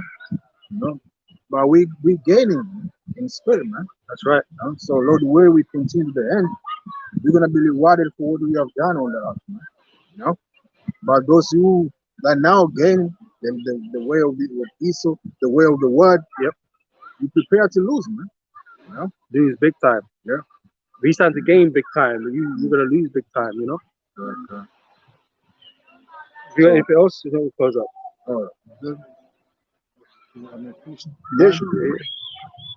The second Ezra 9 and the 2. Then shalt thou understand that it is the very same time wherein the highest will begin to visit the world which he made. Therefore, then when when there shall be seen earthquakes and uproar of the people in the world, then shalt thou well understand that the Most High spake of those things from the days that were before thee, even from the beginning. The Most High spoke many things over the time, right? But it's all from the beginning, and a lot of things have already happened, you know. So it's just a matter of when this part of it comes, because the other things have already come to pass. You know, you can go through history and see it's happened. You know what I'm saying? There's evidences. I believe Enoch prophesied the hand, that's what it is. Hmm? Enoch, Prophet Enoch. Yeah. He prophesied the hand, is. You know, Moses was given knowledge of the times. Yeah. You know, beginning in the middle and the end. You know, it's been made known. You know, and like I said, things have to happen in their order, right? So it takes a process of time, obviously. You know, but we're at that point now where all the prophecies have been fulfilled. You know, so Most High's word's been good all this way, but somehow you're not gonna focus on it now. That's foolish, man. You know. Yep. For like as all that is made in the world has a beginning and an end, and the end is manifest. End is manifesting. So what we're saying, the end is manifesting, man. That's why it's important to pay attention. You know, you might not want to see it. You like to, like to be ignorant or like to ignore certain things, but the fact is, it's still manifesting. Yep. Even so, the time also of the highest of plain beginning in wonders and powerful works and ending in effects and sign. Yep. Signs, man. Signs are important, man. Right? Because like I said, how do you know where you are if you don't know the signs? The sign is supposed to direct you somewhere, right? It's supposed to give you vital information. But if you're like, oh, I'm not looking at that sign, I'm not going to pay attention to that one, you're going to end up lost, man. You're going to end up running off the road somewhere, So it's important to pay attention, man. Right? And not be ignorant. Right? Yep. And everyone that shall be saved and shall be able to escape by his works, and everyone that shall be saved and shall be able to escape by his works and by faith. Works and faith, right? They go hand in hand, right? Yep. Whereby ye have believed. Because you did the works because you believe, because you had the faith, right? Yep. Shall be preserved from the said perils, and shall see my salvation in my land and within my borders.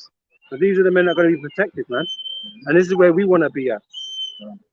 Right? We want to be amongst those men, amongst the elect, those that are going to be protected. Right? Yep. For I have sanctified them from me from the beginning. Yep. Made us holy, made us separate. Because we're a special portion unto the Lord. Okay, even within Israel. Because Israel is a special portion on the earth, but among Israel, the elect are a special portion among Israelites. Yep. Then shall they be in pitiful curse, which now have abused my ways, and they that have cast them away despiteful shall dwell in torment. For such as in their life have received benefits and have not known me. Right? So the Most High has an effect on everybody's life, right? Like the fact that these people get to enjoy the sunlight today, that's the goodness of the Heavenly Father, man. The fact that they're able to enjoy anything, right? Even though the Most High don't love them like He loves us, He don't regard you the same way. He still made the earth for you to dwell in, to enjoy and to live lives and things like this, man. So the Most High has done you good. He's done all these nations good, but you don't know the Most High though. But you're not here to directly serve Him like that. That's why He left you. He was doing whatever you do. But the Most High still blessed all people on the earth in that sense, right? You might not get the salvation, but He blessed you with the sunlight, He blessed you with the grass and the food and animals, all of that, right? Yep. And they that have lost my law while they are yet live, And when it as yet place of repentance was open unto them, So you had liberty, you had freedom to conduct yourself the right way, right, according to the law, but you've loathed the law. Okay, you disregarded the law, right? You lived your own lives, right? Because with your liberty, you're meant to still live right, you know, live righteously. Okay, you're not liberty, you're not at liberty to do wickedness, right? There's still stipulations with that, right? But you just ignore the Heavenly Father and His word. Yep. understood not, but despised it. Despised it. Yep. The same must know it after death by pain. Right. So you're gonna understand all these things that we've been talking about for years, beginning of Old and Apostles, after you're destroyed, man. Okay, when you get the reboot in the spiritual realm, right, and you come back down, and you're gonna learn the order of Israel, you know, and you're gonna be taught the right way, the right things, you know. The first, the first lesson is obedience.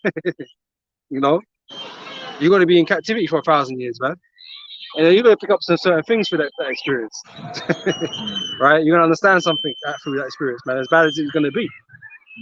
But you know, after that, you're gonna get taught all kinds of manners of righteousness, man, and ways to be, ways to live on the earth.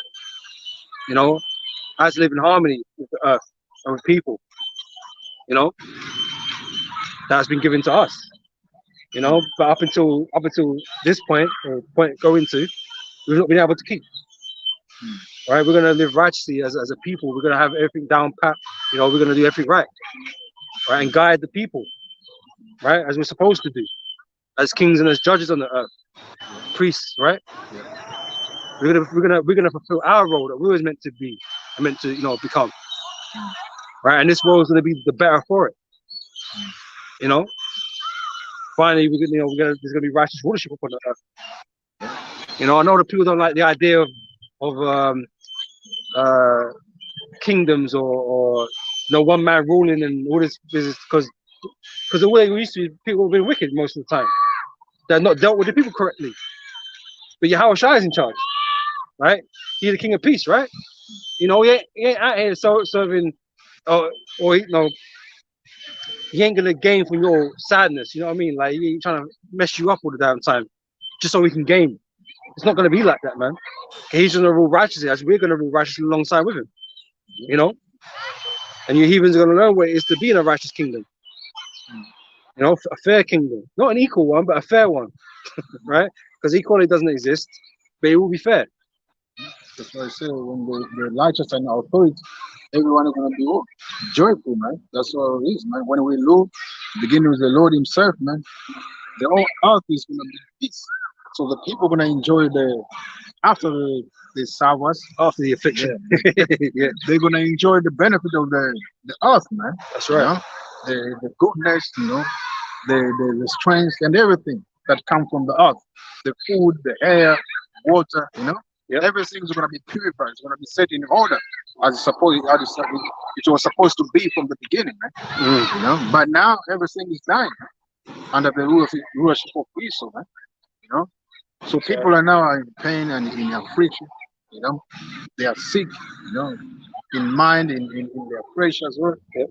So they're gonna like our rulership, man. You know, they're gonna enjoy it. You know? That's right. Anything else? That was it. That's it. Okay, and with that, then we're gonna say all praises and glory to Yahweh, by Hashem, Yahweh Shai, by Hashem, Chachwadash. And honors unto the elders, the apostles of GMS, and Shalom out there. So hopefully that piece of shit we're gonna say, man. Until next time, man. We're gonna say Shalom. Shalom. Shalom.